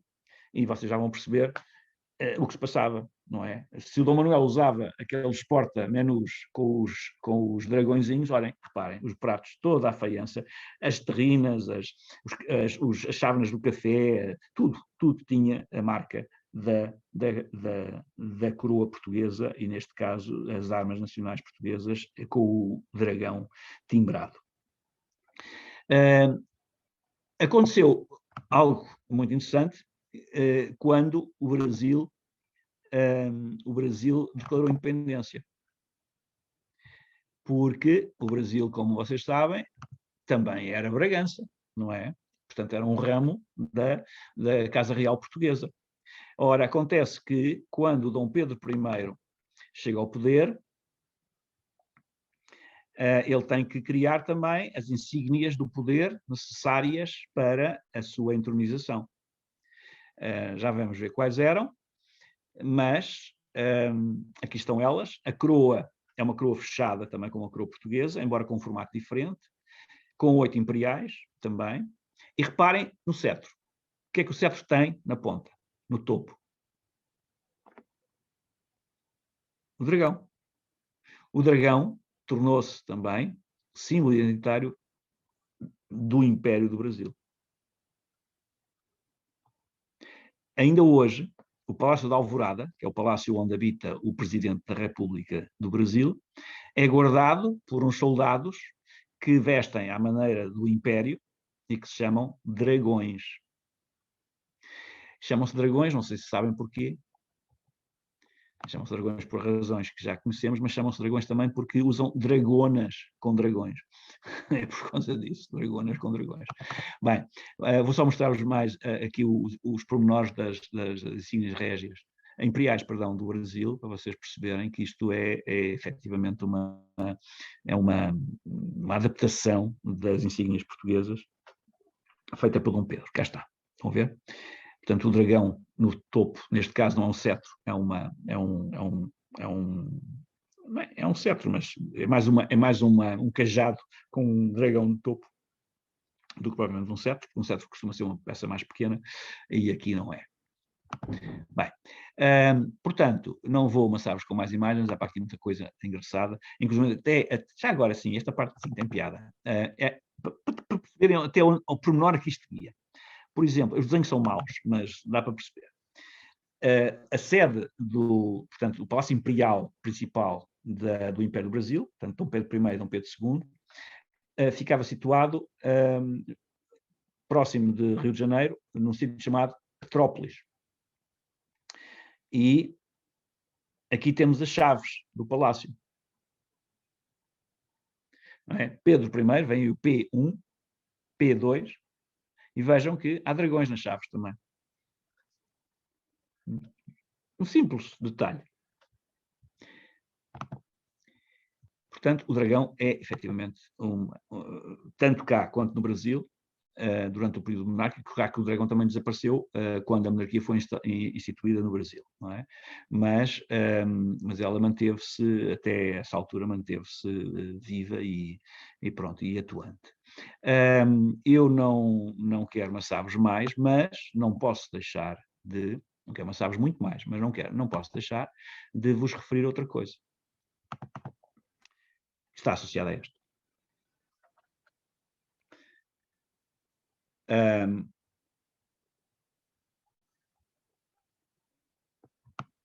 Dom João I casou com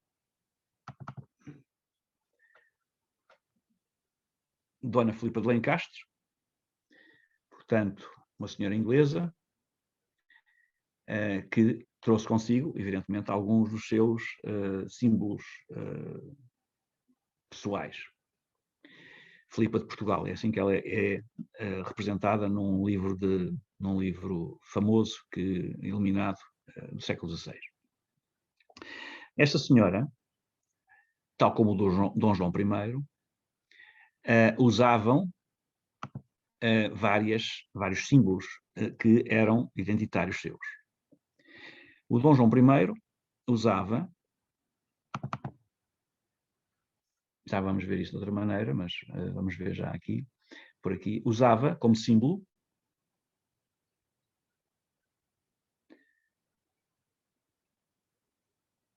esta letra, que é o Y,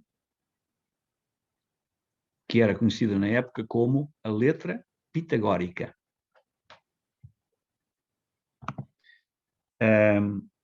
Em Aljubarrota foram encontradas imensas medalhas iguais a esta.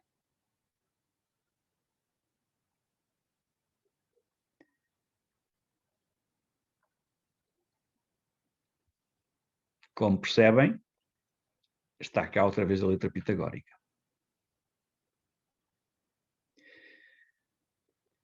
A letra pitagórica é o Y e é a primeira letra de João. João. Mas também é a primeira letra de Jesus.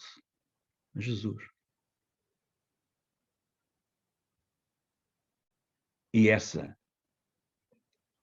ligação também foi estabelecida contemporaneamente.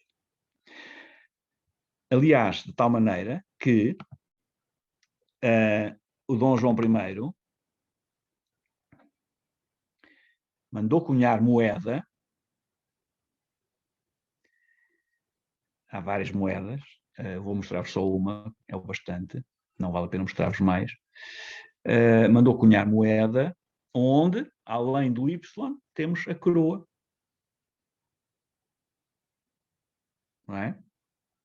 Portanto, é o rei João, mas também pode ser o rei Jesus, porque isso era muito vulgar nestas leituras mais ou menos dúbias que eram geradas para que estas confusões pudessem acontecer. A própria Filipa de Lencastre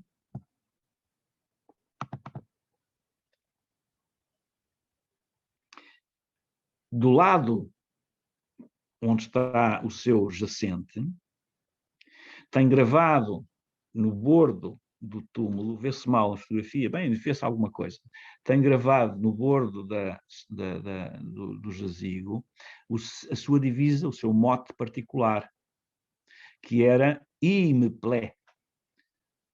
Imeplé. É uma daquelas coisas misteriosas. Imeplé, o que é que significa? Plé, a gente percebe, apraz-me. Mas Y, apraz-me. É fácil. João, apraz-me. Jesus, apraz-me. Se houver dúvidas acerca disto, quero mostrar-vos ainda outra coisa. É que a pedra fundamental lançada nas fundações do mosteiro, verifiquem o nome, registrem o nome, do mosteiro de Jesus, em Setúbal, é esta.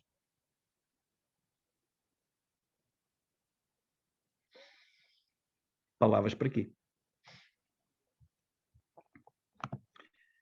Para terminar, e eu sei que isto vai ser muito do agrado de algumas pessoas, nomeadamente do João Pedro Silva, mas não só.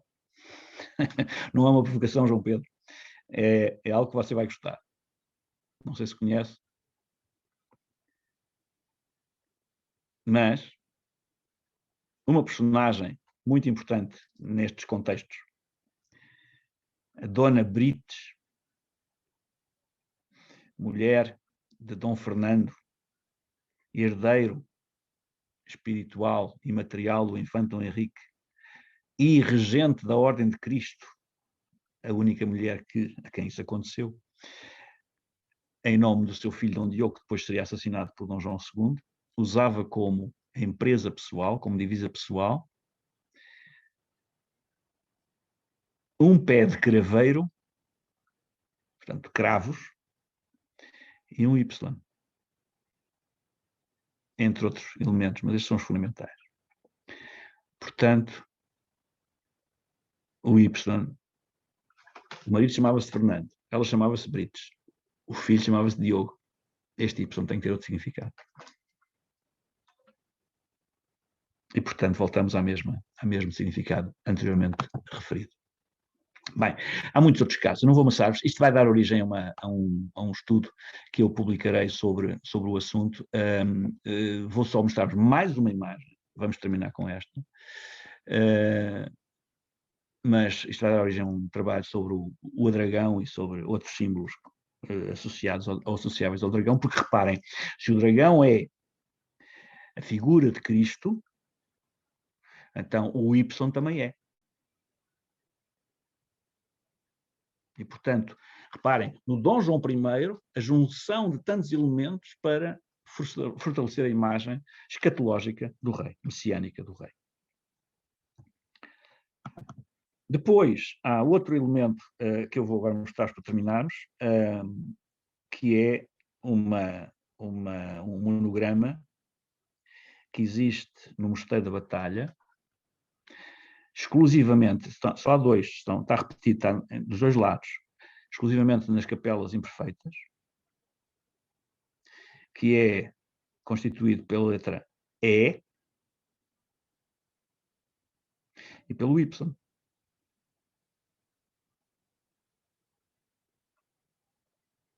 Depois tem também as romãs, como veem, não é? Então, o que é isto? Isto é uma palavra grega.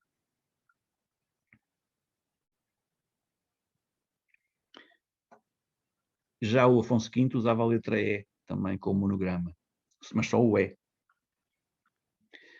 Mas, que é a letra inicial da palavra grega. A palavra ei, em grego, significa eu estou. Portanto, eu estou, mas eu estou no sentido em que eu, Deus, estou. Estou aqui, no meio de vós. Isto está nas Capelas Imperfeitas só, exclusivamente, na batalha. Portanto, o Y, outra vez, relacionado com esta auréola superior que me referi antes. Portanto, há muita coisa para mostrar em termos da simbólica nacional. Nós andamos normalmente mas muito, extremamente, embevecidos com coisas que não nos dizem respeito, a tentar descobrir o significado de coisas que não nos dizem respeito, esquecendo que há imensas coisas que nos dizem respeito, a que devemos prestar atenção e cujo significado é obrigatório conhecermos, porque se não conhecermos, podemos, evidentemente, ir embora, não vale a pena. Cadáveres. Precisamos de gente viva, não precisamos de cadáveres. Aquilo que é preciso fazer em Portugal precisa de gente viva. Gente atuante, gente ativa, gente consciente do que está a fazer. Não saberemos tudo, evidentemente, mas alguma coisa podemos aprender durante o processo. Até porque há formas de aprendizagem que não são meramente intelectuais e que nos podem ajudar também a ultrapassar alguns problemas e algumas dificuldades. Portanto, este é apenas um contributo para que possamos devagarinho, ir avançando no sentido de tornarmos conscientes símbolos, ideias, conceitos que são indispensáveis para que possamos cumprir não só o destino enquanto pessoas e enquanto membros da nação, enquanto nacionais, mas também para que estas realidades comecem a, de novo, a ressoar, a ecoar em nós, e nós nos tornemos veículos desse eco, e desses ecos. Como dizia o Pessoa, não vale a pena criarmos mitos, já os temos. Embebedamo-nos deles, porque depois de embebedados deles, ou bêbados deles, tudo será natural. Como quem respira, como quem anda de bicicleta, e não vale a pena sequer pensar nas coisas, porque as coisas estão imediatamente, se exprimem, se manifestam imediatamente, sem necessitarmos de estar a empreender nelas, que muitas vezes nos leva, como a gente sabe, a cometer erros de paralaxe, porque os nossos sentidos não são, os nossos 5 sentidos não são às vezes muito seguros. Mais vale às vezes confiarmos no 6º. Como dizia o professor Agostinho da Silva, num texto que é desconhecido praticamente e publicado nos anos 40, quando se trata de aplicar a nossa vontade, talvez mais valha não a aplicarmos e lançarmos uma moeda ao ar.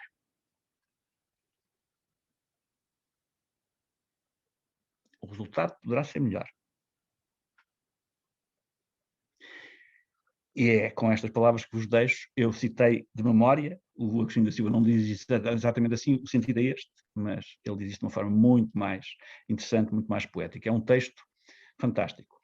sobre o ensinamento ou a educação de um jovem, e ele começa por aí, é o primeiro texto, são vários capítulos, e o primeiro capítulo dedica-se exatamente a isso. Quando se trata de armar em voluntarista, devemos armar em voluntarista, ou, em alternativa, lançar uma moeda ao ar. E ele, no final, conclui: é mais seguro lançar a moeda ao ar. Muito obrigado. Obrigado, professor. Fica à vossa disposição para perguntas, se houver, e, eventualmente, até, se quiserem, alargarem a conversa a outros temas que tenham sido tratados antes. Qual era, efetivamente, a legenda do anjo custódio que está no Palácio de Mafra? Tinha lá uma legenda. Anjo tutelar de Portugal. É um anjo custódio. Eu consegui ver anjo custódio do reino, e tem um P a seguir. Regno e P. Portanto, eu consegui o tut e o rex, mas não consegui ler.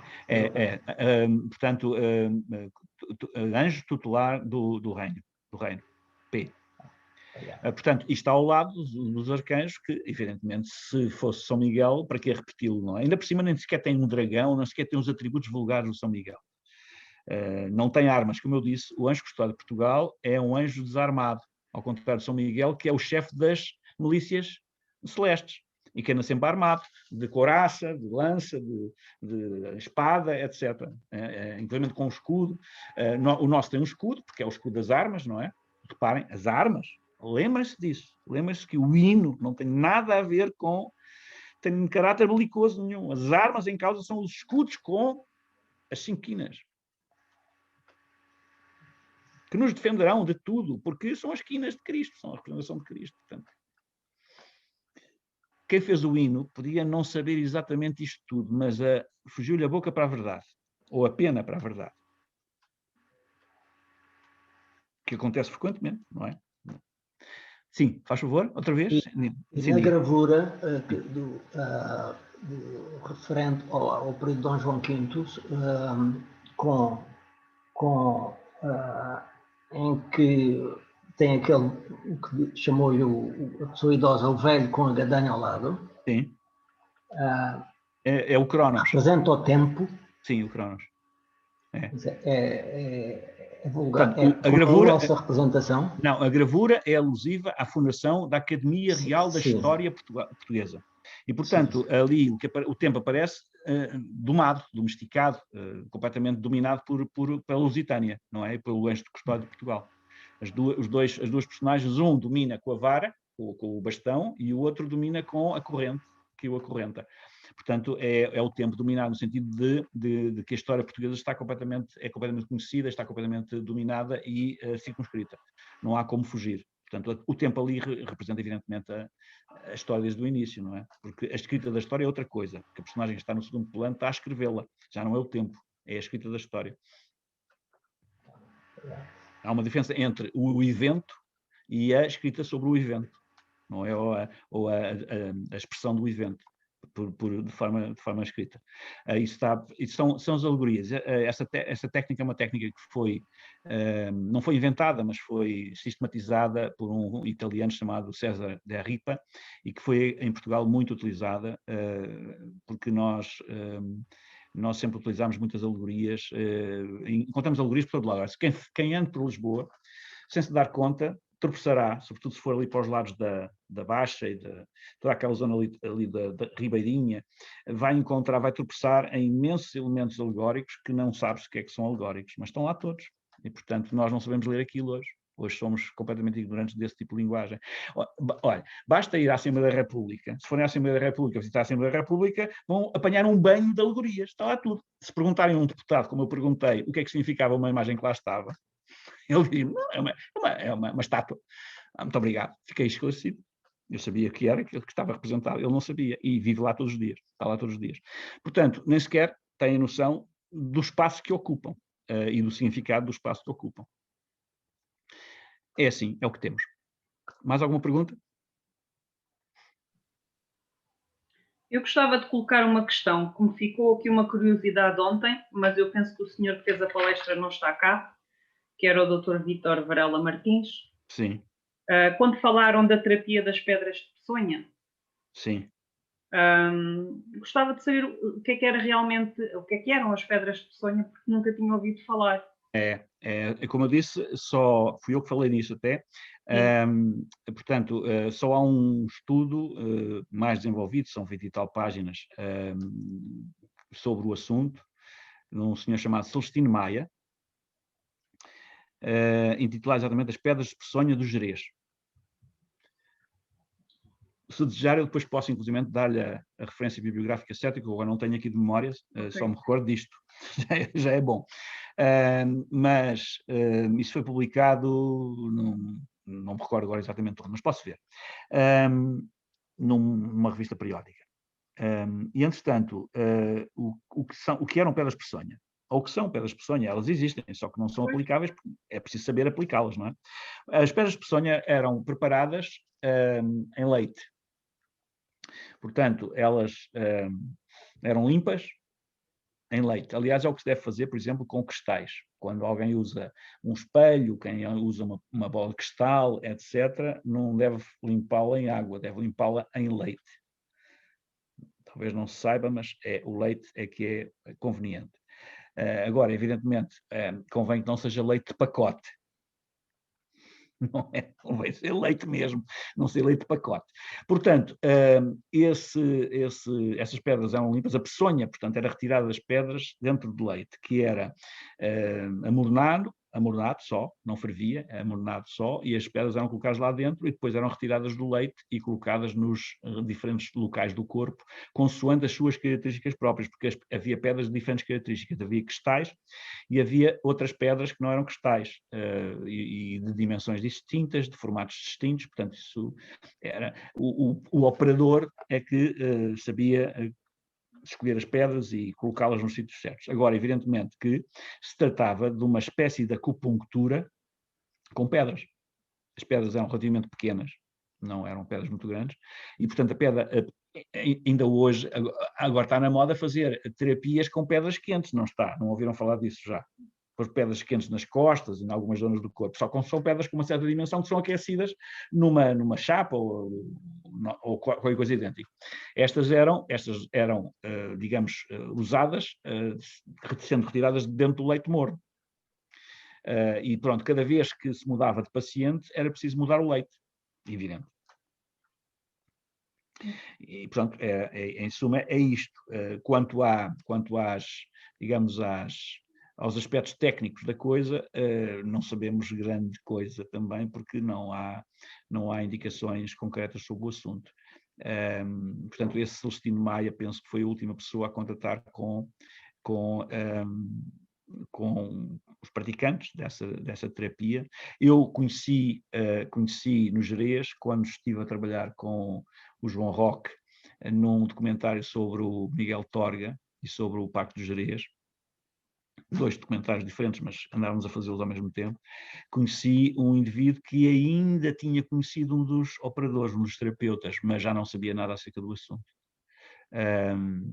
Sabia que só conhecia as pedras, sabia que havia umas pedras assim, outras assado, mas não sabia como é que se praticava nada disso. Portanto, não foi possível recolher informação nenhuma, pelo menos até este momento. E isto já aconteceu há mais de 20 anos, portanto, isto que eu estou a referir. Não vejo. A pessoa que eu conheci era uma pessoa de Pitões das Júnias. Mas informei-me e não havia mais ninguém que soubesse do assunto. Ok, obrigada. Nada. Acho que há aqui alguém que fez uma pergunta, mas eu não consegui ver. Vamos cá ver o que é que diz aqui. No início do século XX, o Aragão associava-se à monarquia.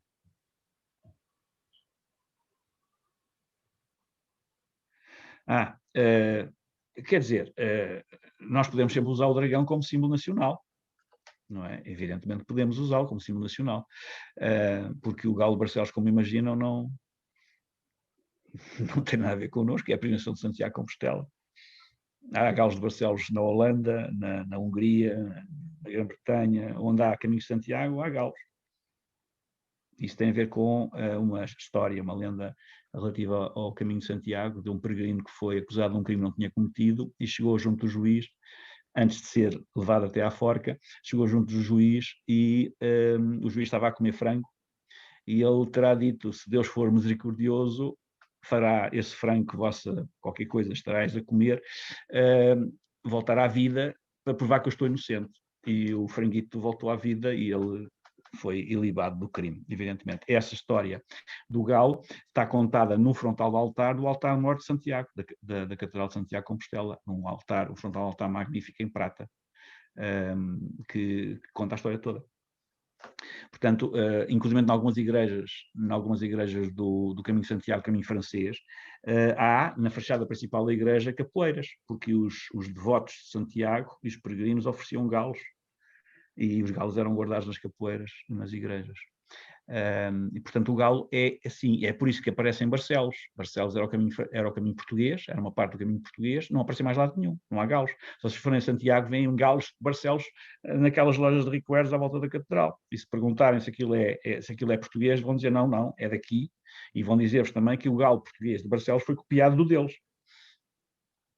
Portanto, o galo de Barcelos que o António Ferro adotou como galo de Portugal, depois foi alterado também. Portanto, não corresponde, tal como nós o conhecemos hoje, ao galo adotado pelo António Ferro. Portanto, tudo isso já se alterou. Mas isso é normal, reparem. A Nossa Senhora de Fátima, há 6 imagens dela, desde as aparições iniciais, 6 imagens diferentes. Portanto, estas coisas acontecem. Há sempre, acrescenta sempre um ponto, não é? Vai-se tentando alterar as coisas de maneira que elas se configurem de acordo com os nossos pensamentos acerca delas, e depois, evidentemente, muitas vezes perdemos completamente as origens. E, de tal maneira, a primeira imagem de Nossa Senhora de Fátima era completamente diferente das que vieram a seguir. E as que vieram a seguir, a segunda foi uma criação de um santeiro que tinha criado a imagem, que copiou a imagem, perdão, não tinha criado, que copiou a imagem de Nossa Senhora de Fátima da imagem de Nossa Senhora da Lapa. Portanto, a Nossa Senhora da Lapa, do Santuário Nossa Senhora da Lapa, tornou-se o paradigma, tornou-se a forma para a imagem de Nossa Senhora de Fátima. E depois vieram outras. Não é? Com a saia mais alta, com a saia mais baixa, com os pés à mostra, calçada descalça, etc.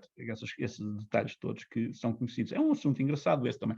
Portanto, os símbolos às vezes mudam, evidentemente mudam, mas é preciso ter muita cautela quando se mexe em símbolos, quando mexemos em símbolos. Eu passo a vida a dizer isso aos meus alunos de design. Quando vocês forem designers a sério, vão ter que lidar com muita coisa. E se não tiverem calma, só trabalham uma vez. Ninguém vai dar-vos emprego nem trabalho de vez nenhuma porque cometeram erros crassos. Não vão ter hipótese, porque depois os clientes passam palavras uns aos outros. E passando palavras aos outros, ninguém lhes vai dar trabalho, não é? Porque eles não sabem, não são competentes para realizarem o trabalho de que foram incumbidos. E, portanto, o trabalho sobre imagens, sobre símbolos, é um trabalho de uma... Ou se é bom, ou adeus. Não há como brincar com símbolos. E, portanto, temos que ter sempre uma cautela muito grande. Relativamente ao dragão, outra vez, eu penso que nós podemos voltar a utilizar o dragão, independentemente portanto, das autoridades, da autorização das autoridades, não é? Porque o dragão, no entanto, será conotado por muita gente como um símbolo monárquico. É isso que vai acontecer.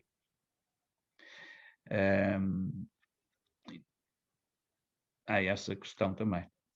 Porque ninguém está a pensar no dragão enquanto símbolo nacional, mesmo separado da monarquia ou separado das armas nacionais. Não é? Então pensa-se sempre nele como timbre apenas. E vocês viram que eu mostrei-vos outras representações de outros dragões noutras circunstâncias, não como timbres apenas. Portanto, mas ninguém pensa nisso nesses termos, não é? E as histórias que constam, inclusive em livros adotados, em obras adotadas, eu citei algumas das soluções, não é? São completamente, como viram, extravagantes, completamente ao lado do assunto.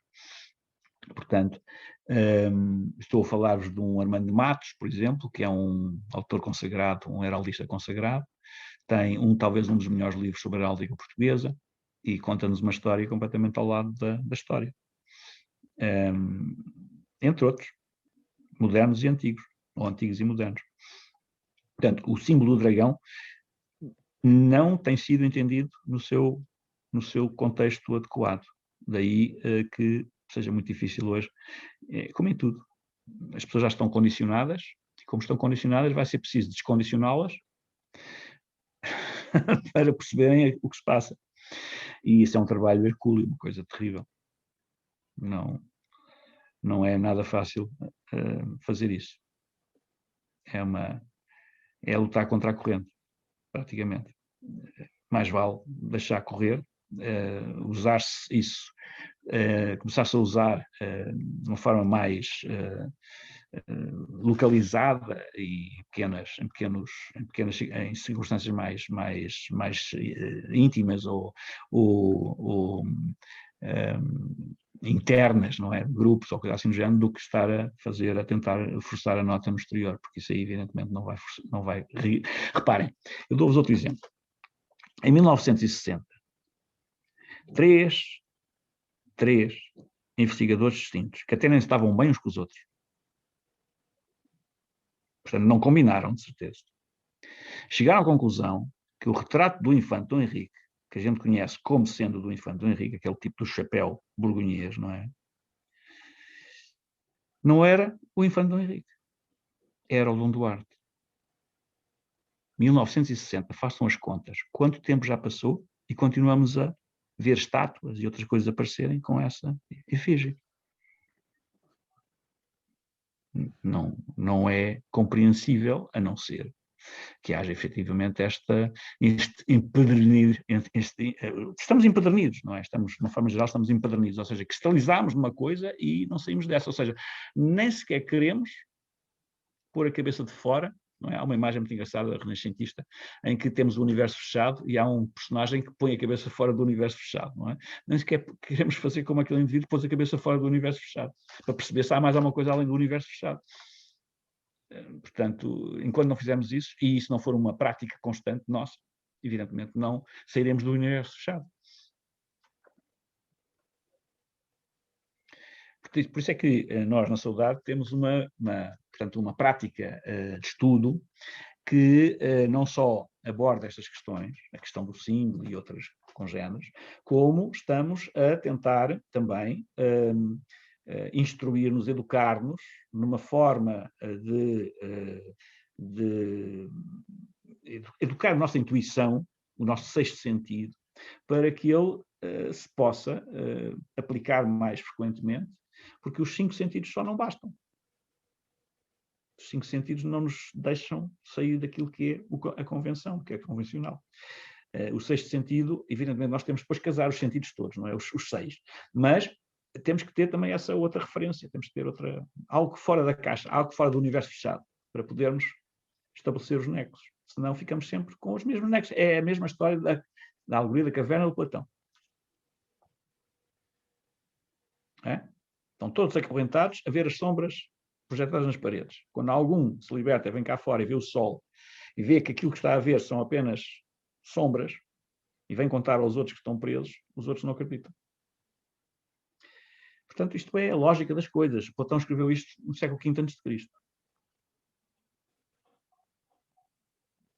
Não são só os 60 anos do chapéu do infante, ou do retrato do infante. São 2.500 anos. E continuamos na mesma. Portanto, estas questões são todas elas muito complexas e o processo de lidar com isto não é deixar andar, mas, em alguns casos, é de evitar qualquer confronto com a convenção. Francamente, é o que eu penso. Portanto, diria que está na hora de avançar para o encerramento dos trabalhos. Se não houver mais nenhuma questão, sim, com certeza. Eu não sei o que mais diga, já disse tudo o que tenho a dizer, não é? Eu já encerrei, inclusive, esta parte final desta última parte do meu discurso, já pode funcionar como encerramento. Francamente, ficamos muito gratos pela vossa presença, ficaremos sempre à disposição, se for caso disso, para vos acompanhar em algum trabalho que desejem fazer. Se desejarem também acompanhar os nossos trabalhos, é uma questão de contatarem connosco e nos dizerem como querem fazê-lo. Nós temos normalmente estas atividades para o exterior e depois temos atividades internas que têm a ver com estudo acompanhado, que nós fazemos normalmente individualmente e depois mensalmente, uma vez por mês, nos reunimos para partilhar os resultados desse trabalho, mas isso é um trabalho interno. Mas para fora, evidentemente, nós vamos continuar a organizar eventos deste género, ou congéneres, e, portanto, ficam sempre convidados para eles, já sabem, é uma questão de se manterem atentos e de continuarem atentos às nossas notícias, Facebook, sítio, e, porventura, outras fontes de informação que, porventura, surjam. Portanto, é isto. Muito obrigado a todos e até sempre. Muito obrigado.